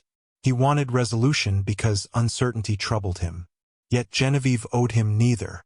The realization changed everything. Several days later, a letter arrived from Bath. Not from Genevieve. From an acquaintance of Lady Eleanor's. The correspondence mentioned a charitable reading society recently established in the city. One sentence caught Sebastian's attention immediately. The program has flourished under the guidance of Miss Genevieve Hartwell, whose organizational talents continue to astonish everyone involved. He read the passage twice, then a third time. Flourished. The word should have pleased him. Instead, it stirred something far more complicated. Pride, admiration, relief, and beneath all three emotions, something sharp. Someone else had noticed her. Someone else appreciated what Raven-shire took for granted. The realization arrived with startling force. Genevieve was not sitting alone mourning a lost chapter of her life. She was building a new one, a successful one, a meaningful one. Without him, that evening another guest visited Raven-shire. Lady Victoria Ashcombe arrived for tea with Lady Eleanor. Sebastian joined them briefly out of politeness. Conversation remained pleasant until Lady Victoria mentioned Bath. "I heard your former companion has settled there." Sebastian looked up immediately. Lady Victoria noticed. "Of course she did. Apparently she has become quite popular," she continued. "Some gentleman connected to the reading society has taken particular interest in her." The room became very quiet. Sebastian felt something unpleasant twist inside his chest. Unexpected, immediate, completely irrational. Lady Eleanor observed him over the rim of her teacup. "How interesting." Lady Victoria smiled. "Indeed, it appears Miss Hartwell is finally receiving attention she deserves." The comment sounded innocent. Perhaps it was. Yet Sebastian spent the remainder of the conversation strangely distracted. That night he paced the library long after midnight. A gentleman connected to the reading society. The phrase repeated endlessly. Who was he? How much time did he spend with Genevieve? Did he make her laugh? Did he appreciate her intelligence? Did he see her the way Sebastian should have seen her years ago? The questions grew increasingly irritating. Finally he stopped pacing and stared out the window. Snow covered the grounds beneath moonlight. The estate slept peacefully around him.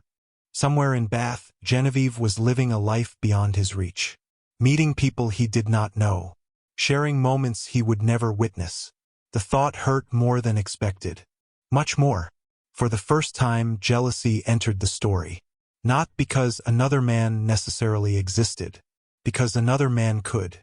And if one did, Sebastian suddenly understood something with painful clarity. He was no longer afraid of losing the version of Genevieve he remembered. He was afraid of losing the chance to know the woman she had become. The realization left him standing motionless beside the window for a very long time. Then, sometime after midnight, he crossed the room, sat at his desk, and began making arrangements for a journey to Bath. The journey to Bath took 3 days. 3 long days of winter roads, changing horses, crowded coaching inns, and far too much time alone with his thoughts.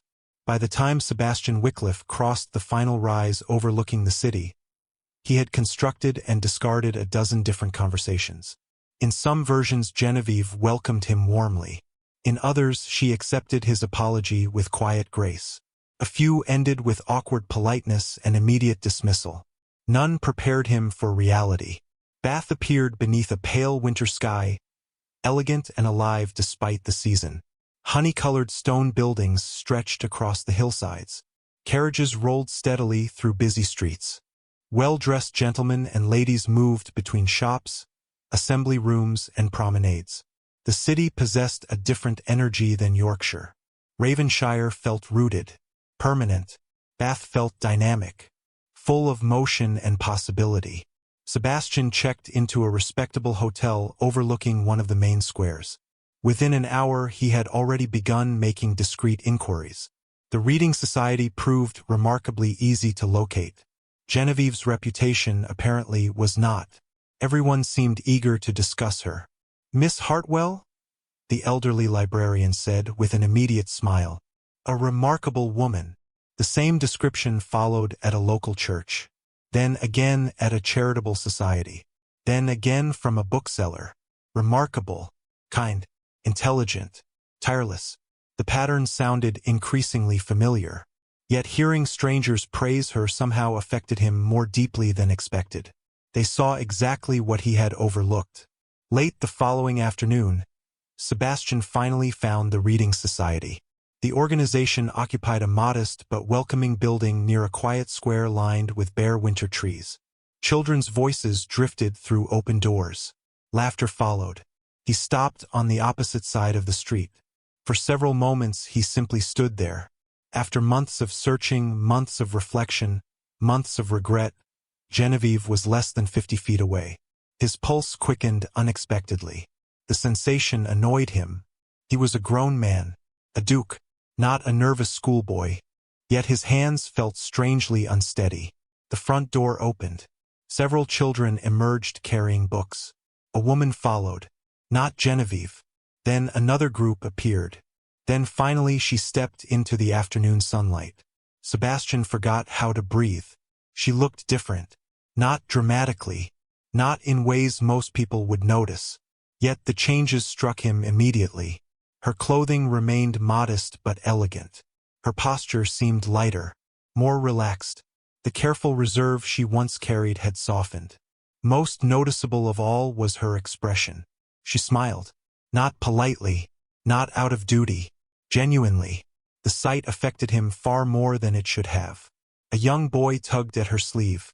Genevieve laughed and bent to answer whatever question he asked. Another child joined them, then another. Within seconds she stood surrounded by an enthusiastic audience. Sebastian watched from across the street. Every instinct urged him forward. Instead he remained where he was, observing. For the first time he saw Genevieve outside Raven-shire. Outside responsibility. Outside his shadow. She belonged here. The realization brought equal parts pride and pain. Eventually the children departed. Genevieve gathered several books against her chest and turned toward the square. Her gaze swept across the street, then froze. Sebastian knew the exact moment she recognized him. The books nearly slipped from her arms. Her smile vanished. Not because she was frightened, because she was stunned. For several seconds neither moved. The city continued bustling around them. Carriages rattled over stone streets. Vendors called to customers. Conversations drifted through the cold air. Yet everything seemed strangely distant. Finally Sebastian crossed the street. Genevieve remained perfectly still. "Miss Hartwell." Her expression settled into careful composure. He remembered that look. The one she used whenever emotions threatened to reveal too much. "Your Grace." The formal greeting landed harder than expected. Once she had spoken his title with warmth, familiarity, affection. Now it sounded like a wall. Sebastian stopped several feet away. "I hope I am not interrupting. You are unexpected." "Fair enough." He almost smiled. "May we speak?" A long silence followed. Genevieve studied him carefully. Whatever she saw did not reassure her. "I do not believe that would be appropriate." The answer felt like a physical blow. Not cruel. Not dramatic. Simply firm. Sebastian had expected resistance. Somehow that did not make it easier. "Only a few minutes." "Why?" The question deserved honesty. "Because I owe you an apology." Genevieve lowered her gaze briefly. When she looked back, her expression remained calm. "I accepted that apology months ago." "You have not heard it." "I do not need to." The response stunned him. Not because she dismissed his apology. Because she genuinely seemed to mean it. There was no bitterness. No anger. Only distance. Somehow that hurt more. "Genevieve." The use of her name caused the faintest reaction. A brief flicker across her features. Then it vanished. "Your Grace." The correction could not have been clearer. Silence stretched between them. Finally she shifted the books in her arms. "If there is nothing else." Sebastian realized he was losing her. Again. I was wrong. The words emerged before he could stop them. Genevieve paused. About many things, he continued. About you. About your value. About how much this estate depended upon you. Her eyes softened slightly. Not enough. You traveled all the way to Bath to discuss estate management? The question carried the first hint of irony he had ever heard from her. Oddly enough, it gave him hope. No. Genevieve waited. Sebastian searched for the right words. They refused to come. Everything sounded inadequate. Every explanation felt selfish. Finally, he settled upon the truth. I came because I realized I never truly knew you. The silence that followed seemed endless. Genevieve's gaze held his. For a brief moment, vulnerability appeared in her eyes. Then she looked away. That realization came rather late. There it was. Not anger. Sadness. Somehow worse. Sebastian nodded slowly. Yes. Another pause. Then Genevieve drew a steady breath. I appreciate your honesty. The formality had returned. But I have responsibilities. She glanced toward the building behind her. People are waiting. Sebastian followed her gaze. Through the window he could see volunteers arranging books and preparing evening lessons. A life. Her life. One that continued perfectly well without him. Of course, he said quietly. Genevieve inclined her head. I wish you a pleasant stay in Bath. Then she turned and walked away. No dramatic farewell. No tears.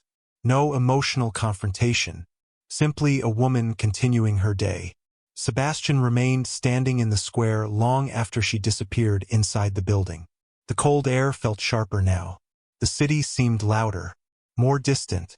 He had imagined this meeting for weeks. In every version she stayed. In every version they talked. In every version he made progress. Reality offered none of those things. She had listened politely, then left, because she owed him nothing. The truth settled heavily upon him. Several hours later he found himself wandering through Bath without purpose. Gas lamps illuminated the streets. Music drifted from a nearby assembly hall. Couples laughed as they crossed the square. Life moved forward around him. Yet his thoughts remained fixed upon a single conversation. That realization came rather late. She was right. Months earlier he would have expected forgiveness simply because he finally understood his mistake. Now he understood something else. Recognition did not erase neglect. Regret did not undo years of blindness. If he wanted another chance, he would have to earn it. Not through apologies. Not through grand gestures. Through patience. Through understanding. Through proving that he finally saw the woman standing before him. Not the role she filled. Not the duties she performed. The woman herself. The challenge felt impossible. Yet as Sebastian stopped beside a bridge overlooking the dark river and watched the lights of Bath shimmer across the water, he realized he was not ready to leave. For the first time in his life, the Duke of Raven-shire wanted something he could not command, purchase, or inherit. He wanted the opportunity to be worthy of Genevieve Hartwell's attention. And judging by the look in her eyes that afternoon, he had a very long way to go. The next morning, Sebastian did not return to the reading society. Every instinct urged him to do exactly that. To seek another conversation. To explain himself more clearly. To somehow repair years of neglect through sheer determination. Fortunately, common sense intervened. Genevieve had made her position clear. She did not want apologies delivered on his timetable. She did not owe him immediate forgiveness simply because he had finally arrived at the truth. So instead, he waited. It was an unfamiliar strategy. Patience came naturally when managing estates, investments, or political negotiations. Patience proved considerably more difficult when the matter involved a woman whose absence had already altered the course of his life. The second day in Bath brought rain. A steady winter drizzle transformed the city streets into shining ribbons of reflected lamplight. Sebastian spent the morning reviewing estate correspondence from Raven-shire.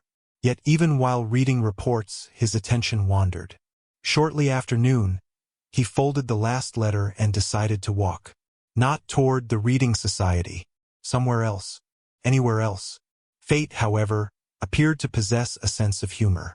He found Genevieve entirely by accident. She stood beneath the covered entrance of a small bookseller's shop speaking with an elderly woman carrying far too many parcels. The older lady looked flustered. One package slipped from her grasp. Before Sebastian could react, Genevieve had already bent to retrieve it. She listened patiently while the woman explained something at considerable length. Then she offered her arm. Together they disappeared into the rain. Sebastian remained where he stood, watching, not because he intended to follow her, because the moment felt strangely familiar. That was what Genevieve always did. She noticed burdens, then quietly helped carry them. No audience required, no recognition expected. He continued walking. An hour later, he entered a small cafe near the assembly rooms. While waiting for tea, he overheard two women discussing charitable projects. Miss Hartwell organized everything in less than 3 weeks, one said. I still do not understand how she manages it. Her companion laughed. Neither do I. She remembers every detail, every name, every promise. Sebastian stared into his teacup. The pattern continued. Everywhere he went, echoes of Genevieve appeared. Not because she sought attention, because she improved every place she touched. Later that afternoon, he encountered another surprise.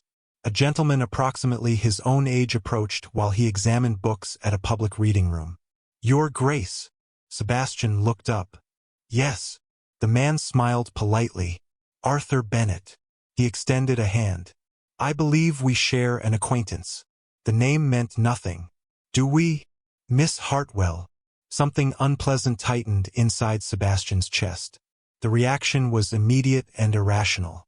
Arthur Bennett noticed none of it. He appeared entirely friendly. She mentioned serving at Raven-shire. Sebastian forced himself to remain calm. You know Miss Hartwell well? Reasonably well. Bennett smiled. Everyone involved in the reading society does. They spoke briefly. Arthur proved intelligent, thoughtful, well-respected within Bath's charitable circles. Every quality Sebastian suddenly found deeply inconvenient.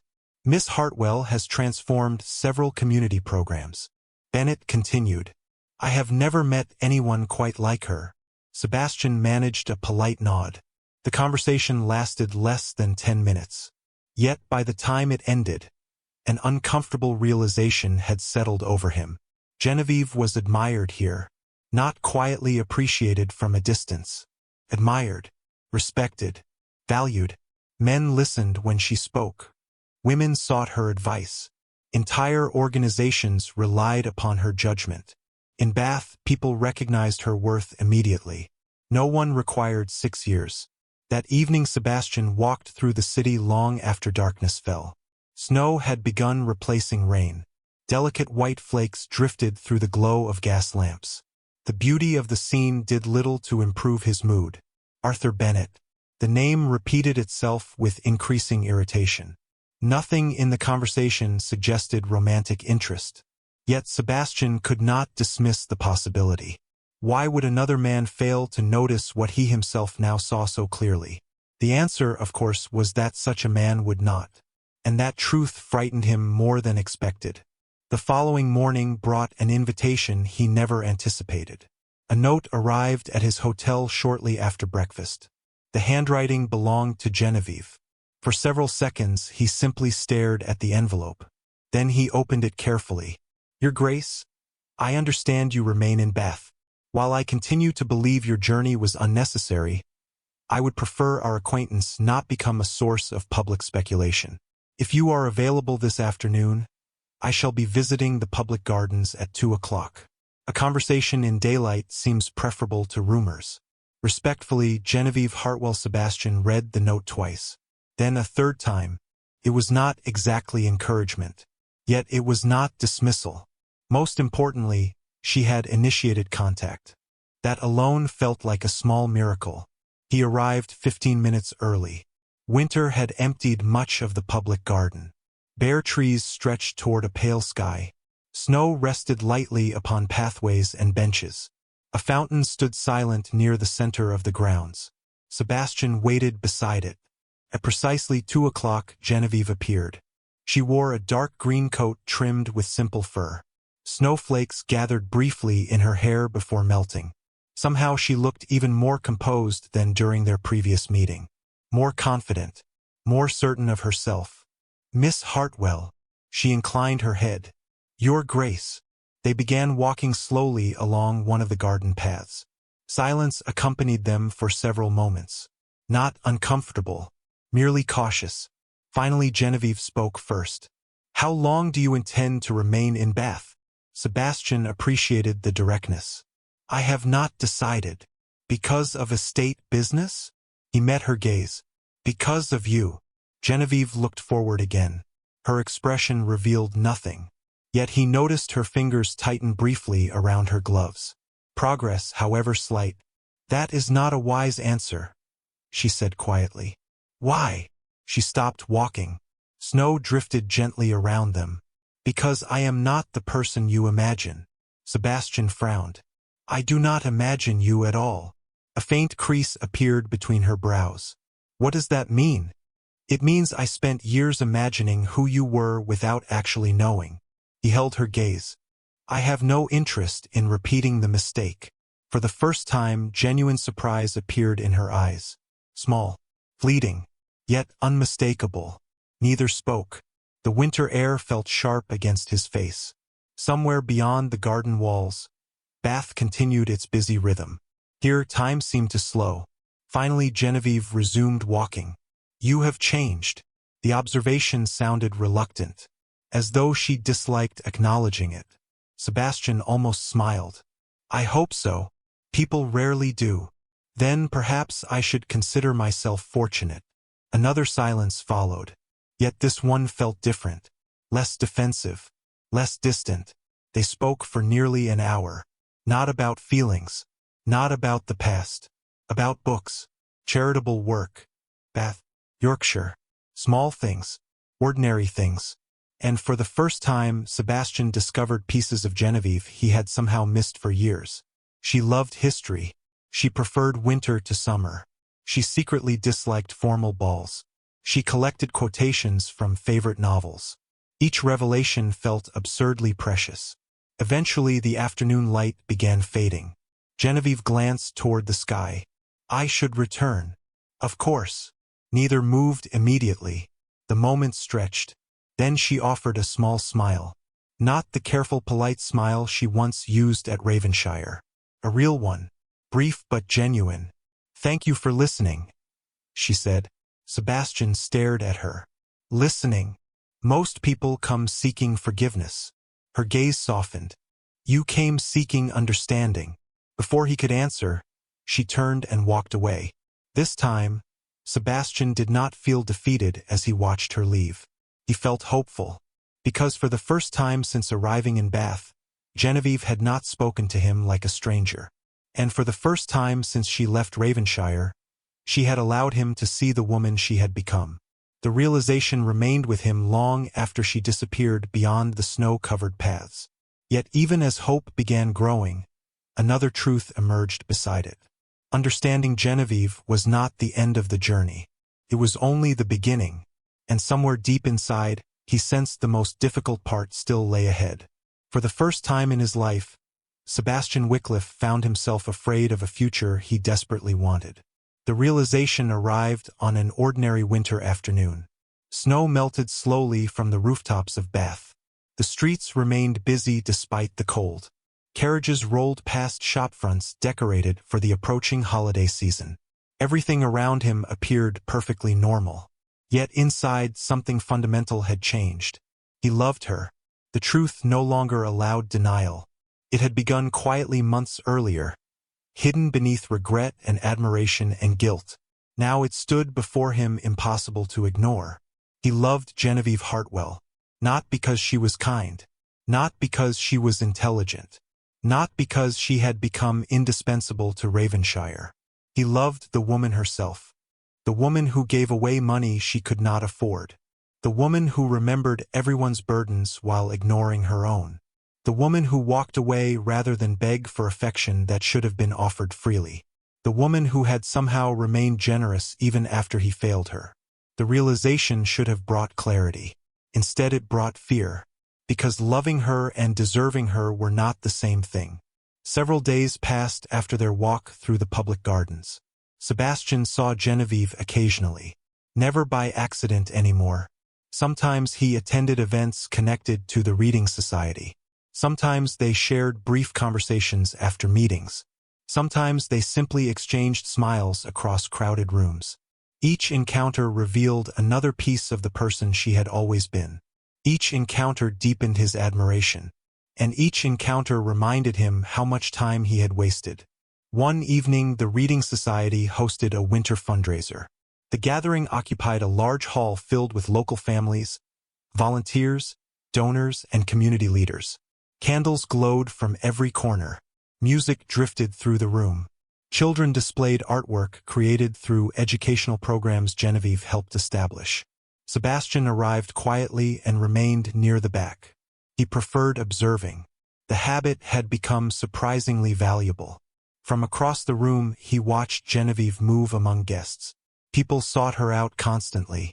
They asked questions, requested advice, shared concerns, thanked her for assistance, and she treated every person with the same attention, the same respect, the same warmth.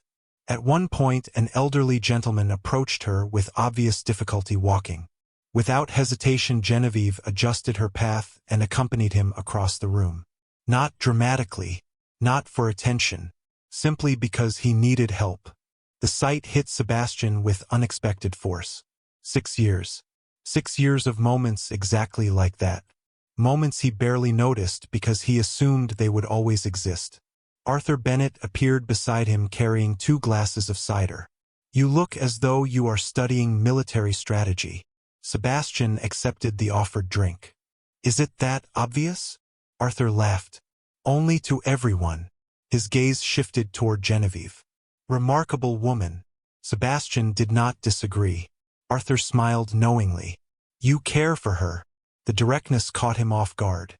"That appears to be becoming public knowledge." "Not quite." Arthur took a sip of cider. "But anyone paying attention can see it." Sebastian looked toward Genevieve again. "I only wish I had paid attention sooner." For a moment Arthur remained silent. Then he nodded. "So does she." Sebastian turned sharply. "What?" Arthur shrugged. "You think nobody noticed?" Hope surged unexpectedly. Dangerous hope. "She spoke of me?" "Rarely." Arthur smiled faintly. "But enough." Before Sebastian could ask more, a volunteer requested Arthur's assistance elsewhere. The conversation ended. Yet those 3 words remained. "So does she." Throughout the evening they echoed endlessly. Several hours later the fundraiser concluded successfully. Guests departed. Volunteers began cleaning tables and organizing supplies. Sebastian remained behind to help. The gesture surprised everyone, including himself. Genevieve noticed. "A duke carrying chairs," she said lightly. "The newspapers would be scandalized." He smiled. "Fortunately, there are no newspapers present." They worked side by side for nearly 20 minutes. Comfortable silence settled between them. Not awkward, not forced, simply peaceful. Eventually, only a handful of volunteers remained. Genevieve gathered a stack of books. Sebastian automatically reached for half of them. Their hands brushed briefly. Both paused. The contact lasted less than a second. Yet neither immediately stepped away. Genevieve looked up. Her eyes met his. Something shifted. Not around them. Between them. The realization felt almost tangible. Then footsteps interrupted. The moment vanished. Genevieve lowered her gaze and continued organizing books. Sebastian helped without speaking. Yet his pulse refused to return to normal. Later that night he walked her home. The arrangement occurred naturally. Several volunteers departed in different directions. Snow had begun falling again. The streets glowed beneath rows of gas lamps. Bath looked beautiful after dark. Quiet. Dreamlike. For several blocks they discussed ordinary things. Upcoming projects. Winter weather. A new educational program. Safe topics. Comfortable topics. Then Genevieve stopped unexpectedly beside a small bridge crossing the river. The water below reflected scattered lights from nearby buildings. Snowflakes drifted lazily through the air. "Why are you really here?" she asked softly. Sebastian knew exactly what she meant. Not bath, not the walk, everything. He looked at her for a long moment. This was the moment he had imagined repeatedly, the moment he thought he wanted. Yet now that it arrived, words felt inadequate. Finally he chose honesty, complete honesty. "Because losing you changed me." Genevieve remained silent. He continued, "At first I thought I missed what you did for Raven-shire." A bitter smile touched his lips. "Then I thought I missed your friendship." He drew a slow breath. "Eventually I realized I missed you." The river moved quietly beneath them. Snow settled along the stone railing. Genevieve looked away first. Sebastian. It was the first time she had spoken his name since leaving Raven-shire. The sound nearly broke him. "I was not enough," she whispered. The statement struck harder than any accusation could have, because it revealed the wound hidden beneath everything else. Not anger, not humiliation, pain. Years of it.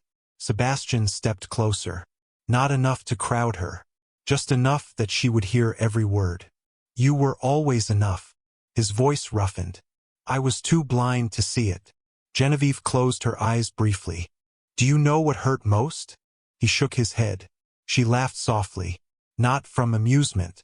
From sadness. "It was never the ballroom." Sebastian felt his stomach tighten. "Then what was it?" Her gaze lifted to his. "The fact that I was not surprised." Silence followed. Devastating silence. Because suddenly he understood. The ballroom had not created the wound. It had exposed it. Years of being overlooked. Years of standing beside him while he admired everyone except her. Years of hoping for something he never offered. The careless laughter had simply confirmed what she already believed. Sebastian stared at her. Truly stared. And for the first time he saw the full weight of what his blindness had cost. Not one evening. Not one comment. Years. "Genevieve." His voice nearly failed. "I am so sorry." Tears gathered in her eyes but did not fall. "I know." That somehow made everything worse. Because she believed him. She forgave him. Yet forgiveness did not erase history. Sebastian looked toward the dark river. Then back at her. The truth rose inside him with overwhelming force. He could not hold it any longer. "I love you." The words entered the winter air between them. Simple. Honest. Irrevocable. Genevieve froze completely. Even the falling snow seemed to pause. Sebastian felt strangely calm. For months he had feared this moment. Feared rejection. Feared silence. Feared hope itself. Now none of that mattered. The truth existed. Finally spoken. Genevieve stared at him. Emotion flashed across her face. Shock. Longing. Fear. Heartbreak. Hope. Too many feelings to name. Then she stepped back. Not dramatically. Not cruelly. Just enough to create distance. "Please do not," she whispered. The response hurt. Yet not for the reason he expected. Because beneath the words he heard something else. Not rejection. Protection. She was protecting herself. From disappointment. From risk. From believing too easily. Sebastian nodded slowly. "All right." Genevieve looked at him for another long moment. Then turned toward home. He did not follow. He did not stop her. He simply watched as she disappeared into the falling snow. Alone on the bridge, the Duke of Raven-shire remained motionless long after she vanished from sight. He had finally said the words. Yet instead of relief, a deeper understanding settled over him. Loving Genevieve was easy. Convincing her that his love could be trusted would be the hardest thing he had ever done. The next morning, Genevieve Hartwell avoided every street where she might accidentally encounter Sebastian Wycliffe. It was a foolish strategy. Bath was not large enough to escape a determined Duke forever. More importantly, she was not truly trying to avoid him. She was trying to avoid herself. The distinction mattered. Because the danger had never been Sebastian's persistence. The danger was that part of her still loved him. She had spent months rebuilding her life. Months learning how to stand without leaning toward a dream that had never belonged to her. Months creating a future defined by her own choices rather than quiet hope. Then Sebastian arrived and looked at her as though she were the most important person in the room. The worst part was that she believed him. That frightened her more than anything. She spent the morning reviewing educational proposals for the Reading Society. Then charitable funding requests. Then volunteer schedules. Work normally helped organize her thoughts. Today it failed completely. Every page eventually became the same question. What if he means it? By early afternoon she closed the final ledger with a sigh and rubbed her temples. A soft knock interrupted her thoughts. "Come in." Her friend Margaret Ellis entered carrying a basket of correspondence. Margaret had been one of the first people to welcome Genevieve to Bath. Warm-hearted and perceptive, she possessed an unfortunate talent for noticing things others missed. "You look dreadful," Margaret announced cheerfully. Genevieve stared at her. "Thank you." "You are welcome." Margaret sat opposite her. "Now tell me what happened." "Nothing happened." "Then why have you spent 3 days staring out windows like a tragic heroine from a novel?" Genevieve almost laughed. "Almost." Margaret's expression softened. "It is him, is it not?" Silence answered for her. Margaret sighed. "The Duke." Genevieve looked down at her hands. "He said he loves me." The words sounded unreal even now. Margaret remained quiet for several moments. "And what did you say?" "Very little." "Why?" "Because I love him too." The answer stayed trapped behind her ribs. Instead she whispered, "Because I do not know if I can survive being wrong twice." Margaret's face softened immediately. She crossed the room and squeezed Genevieve's hand. "That is a different problem." "How?"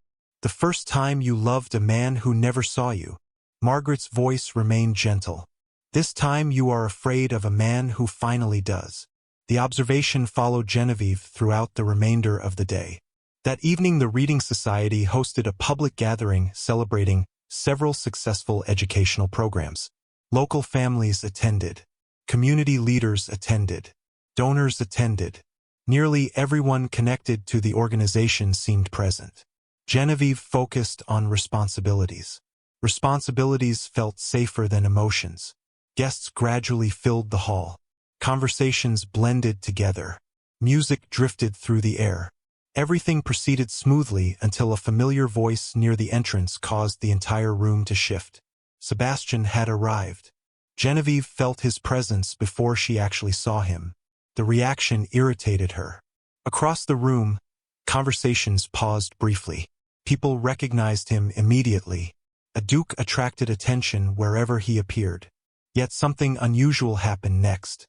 Instead of remaining among Bath's social elite, Sebastian moved directly toward the volunteer tables, toward the teachers, toward the workers responsible for the organization's success, toward people most aristocrats barely acknowledged. Genevieve watched from a distance. So did everyone else. Arthur Bennett approached Sebastian first. They exchanged greetings. Then another volunteer joined them.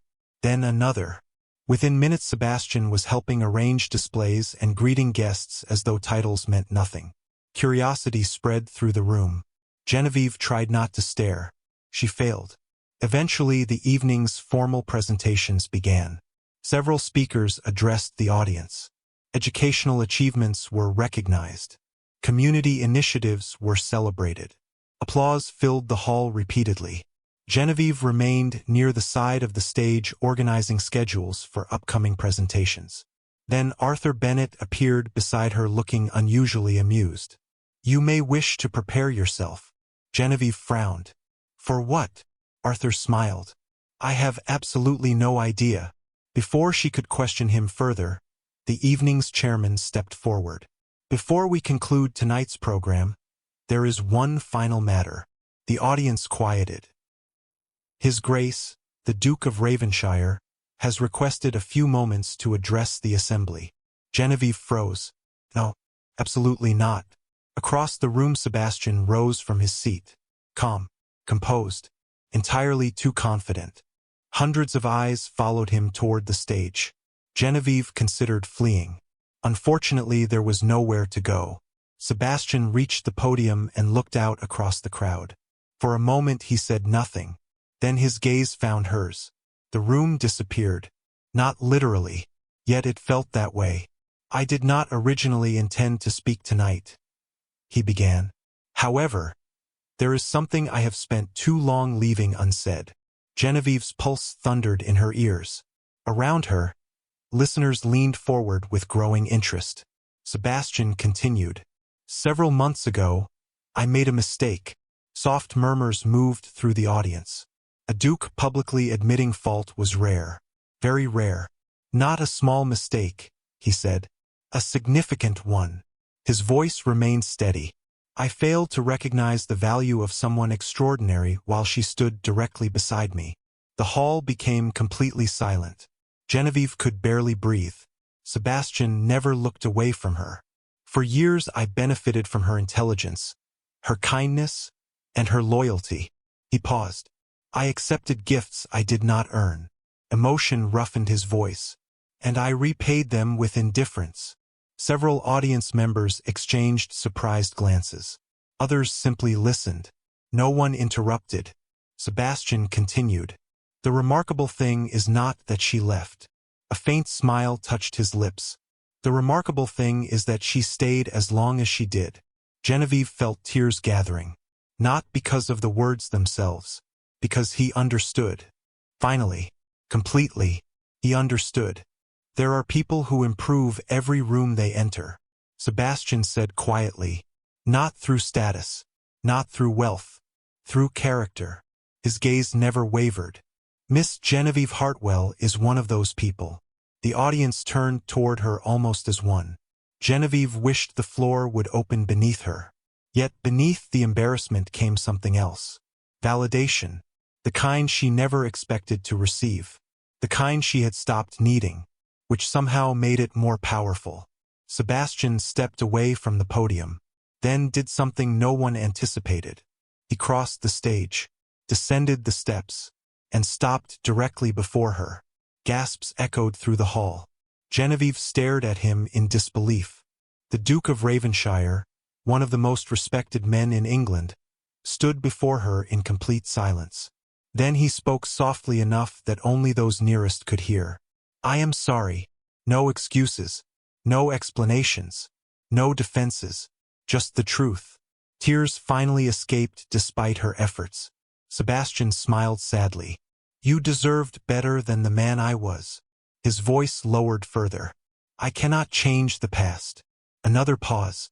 "But I can spend the rest of my life trying to become the man you deserved all along." The room disappeared again. Not because of romance. Because of honesty. Raw and undeniable honesty. Genevieve looked at him and saw no trace of the distant Duke who once laughed away the possibility of her affection. That man was gone. In his place stood someone willing to risk humiliation simply to tell the truth. Around them, silence filled the hall. No one moved. No one spoke. Everyone waited. Yet Genevieve understood something important. This moment was not a proposal, not a demand, not a performance. Sebastian was not asking for an answer. He was offering accountability. Publicly, completely. The choice remained hers. As it should. Sebastian stepped back slightly, giving her space, giving her freedom, giving her exactly what he failed to give before. Respect. And for the first time since leaving Raven-shire, Genevieve allowed herself to imagine a future where trust might be possible again. Not guaranteed, not immediate, but possible. The realization felt like sunlight after a very long winter. And as applause slowly began spreading through the hall around them, she saw something she never thought she would witness. Relief in Sebastian's eyes. Not because he had won anything, because at last he had finally told the truth. For 3 days after the fundraiser, neither Genevieve nor Sebastian spoke about what had happened. The entire city, however, seemed determined to discuss nothing else. Bath had always enjoyed a good story. A duke publicly admitting fault before an audience and praising a woman without title or fortune provided enough material to sustain conversations for months. Fortunately, most of the speculation remained kind. Unfortunately, Genevieve found herself blushing far more often than she preferred. Everywhere she went, people smiled knowingly. Volunteers exchanged glances. Elderly matrons suddenly became very interested in her future plans. Even the children at the reading society appeared suspiciously amused. By the fourth day, she considered fleeing to another county. On the fifth day, she laughed at the idea. Something inside her had changed. Not because Sebastian declared his feelings. Not because he embarrassed himself before half the city. Those things mattered. Yet they were not the reason her heart felt lighter. The true difference was trust. For the first time, she believed the man standing before her now was not the man she had left behind at Raven-shire. Change was difficult. Real change was rare. Yet Sebastian had done the hardest part. He had changed without expecting a reward. He had apologized without demanding forgiveness. He had listened without defending himself. And somehow, through all of it, he had taught her something she never expected. Love was not proven by words. It was proven by who someone became when no one was watching. On a bright winter morning, Genevieve received a letter. The handwriting belonged to Lady Eleanor. She smiled immediately. The Dowager Duchess had written regularly since her arrival in Bath. Their correspondence remained one of the greatest comforts of her new life. This letter proved different. Much shorter. My dear Genevieve, I have spent years waiting for my son to become sensible. Miracles apparently do happen. Please visit Raven-shire when convenient. There are matters requiring your attention. Also, I miss you terribly. Affectionately, Eleanor. Genevieve laughed aloud. She could practically hear the older woman's voice between every line. Later that afternoon, another visitor arrived. Sebastian. He appeared at the Reading Society carrying a basket of books donated to one of the educational programs. Nothing unusual. Nothing dramatic. He had done similar things several times during the previous week. That was another reason trust had slowly returned. He no longer pursued grand gestures. Instead, he simply showed up. Consistently. Reliably. The way genuine affection often did. Genevieve met him outside as volunteers unloaded the books. Snow glistened beneath pale sunlight. The air remained cold enough to turn every breath visible. Your Grace, she said lightly. Sebastian smiled. I believe we have progressed beyond that. Have we? I certainly hope so. The warmth in his eyes made her heart stumble. An increasingly common problem. They walked together through the square. Neither seemed eager to end the conversation. Eventually Sebastian glanced toward her. Mother wrote to you. Genevieve laughed. How do you know? Because she informed me she intended to interfere. That sounds exactly like her. His smile softened. She misses you. The simple statement carried unexpected emotion. Genevieve looked away briefly. I miss her as well. Silence settled comfortably between them. Then Sebastian spoke again. Would you ever return? The question stopped her. Not because she had not considered it. Because she had. More than once. She looked toward the city surrounding them. The Reading Society. The volunteers. The life she built herself. Then she thought about Raven-shire. About Lady Eleanor. About home. Because despite everything, part of her would always think of Raven-shire as home. Perhaps, she answered honestly. Sebastian nodded. He accepted the answer without pressure. Without expectation. Another small change. Another reason she trusted him more each day. A week later they traveled to Yorkshire together. Not alone. Such an arrangement would have scandalized half of England. A proper group accompanied them. The journey felt strangely familiar. Snow-covered hills rolled past the carriage windows. Villages appeared and disappeared. Roads wound through countryside she once knew intimately. Yet everything felt different now. Because she was different. When Raven-shire finally appeared in the distance, emotion tightened unexpectedly in her chest. The estate looked exactly the same. Grand stone walls, towering windows, familiar gardens resting beneath winter frost. Yet this time she arrived not as an employee, not as a companion, not as a woman quietly hoping for affection. She arrived as herself. The distinction mattered. Lady Eleanor greeted her before the carriage fully stopped. Formal etiquette lasted approximately 3 seconds. Then the Dowager Duchess embraced her fiercely. "You took far too long." Genevieve laughed through sudden tears. "It is wonderful to see you too." The older woman held her at arm's length. "You look happy." The observation carried unmistakable satisfaction. Genevieve glanced toward Sebastian standing nearby. He smiled but said nothing. Lady Eleanor noticed everything. Of course she did. The following days passed peacefully. Genevieve reunited with staff members she genuinely cared about, visited village families, reviewed educational programs she once helped establish. Everywhere she went, people welcomed her warmly. The experience felt surreal. For years she believed herself invisible. Now she discovered how many lives she had touched without realizing it. One evening the estate hosted a small gathering. Nothing extravagant, just local families, community leaders, and friends. Conversation filled the ballroom. Music drifted through the air. Candlelight reflected from crystal chandeliers. The scene reminded Genevieve painfully of another evening months earlier. Yet this time everything felt different. Very different. Near the center of the room, Lady Victoria Ashcombe approached with a polite smile.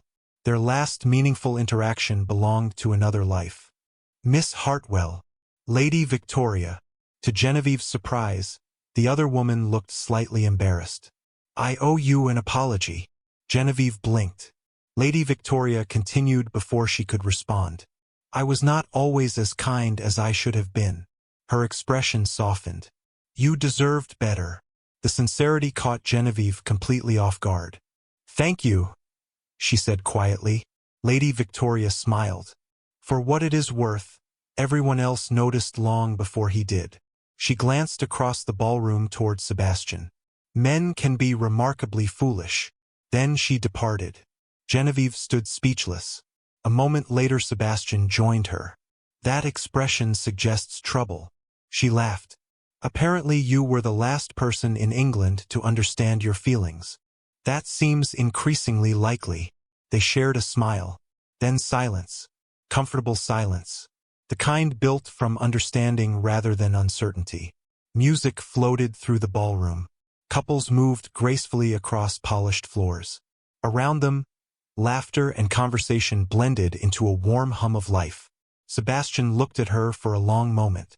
Not as though he was studying her. Not as though he feared she might disappear. Simply looking, seeing. The way she always wished to be seen. Genevieve. Her name sounded different now. Softer. Certain. She met his gaze. "Yes." For a moment he said nothing.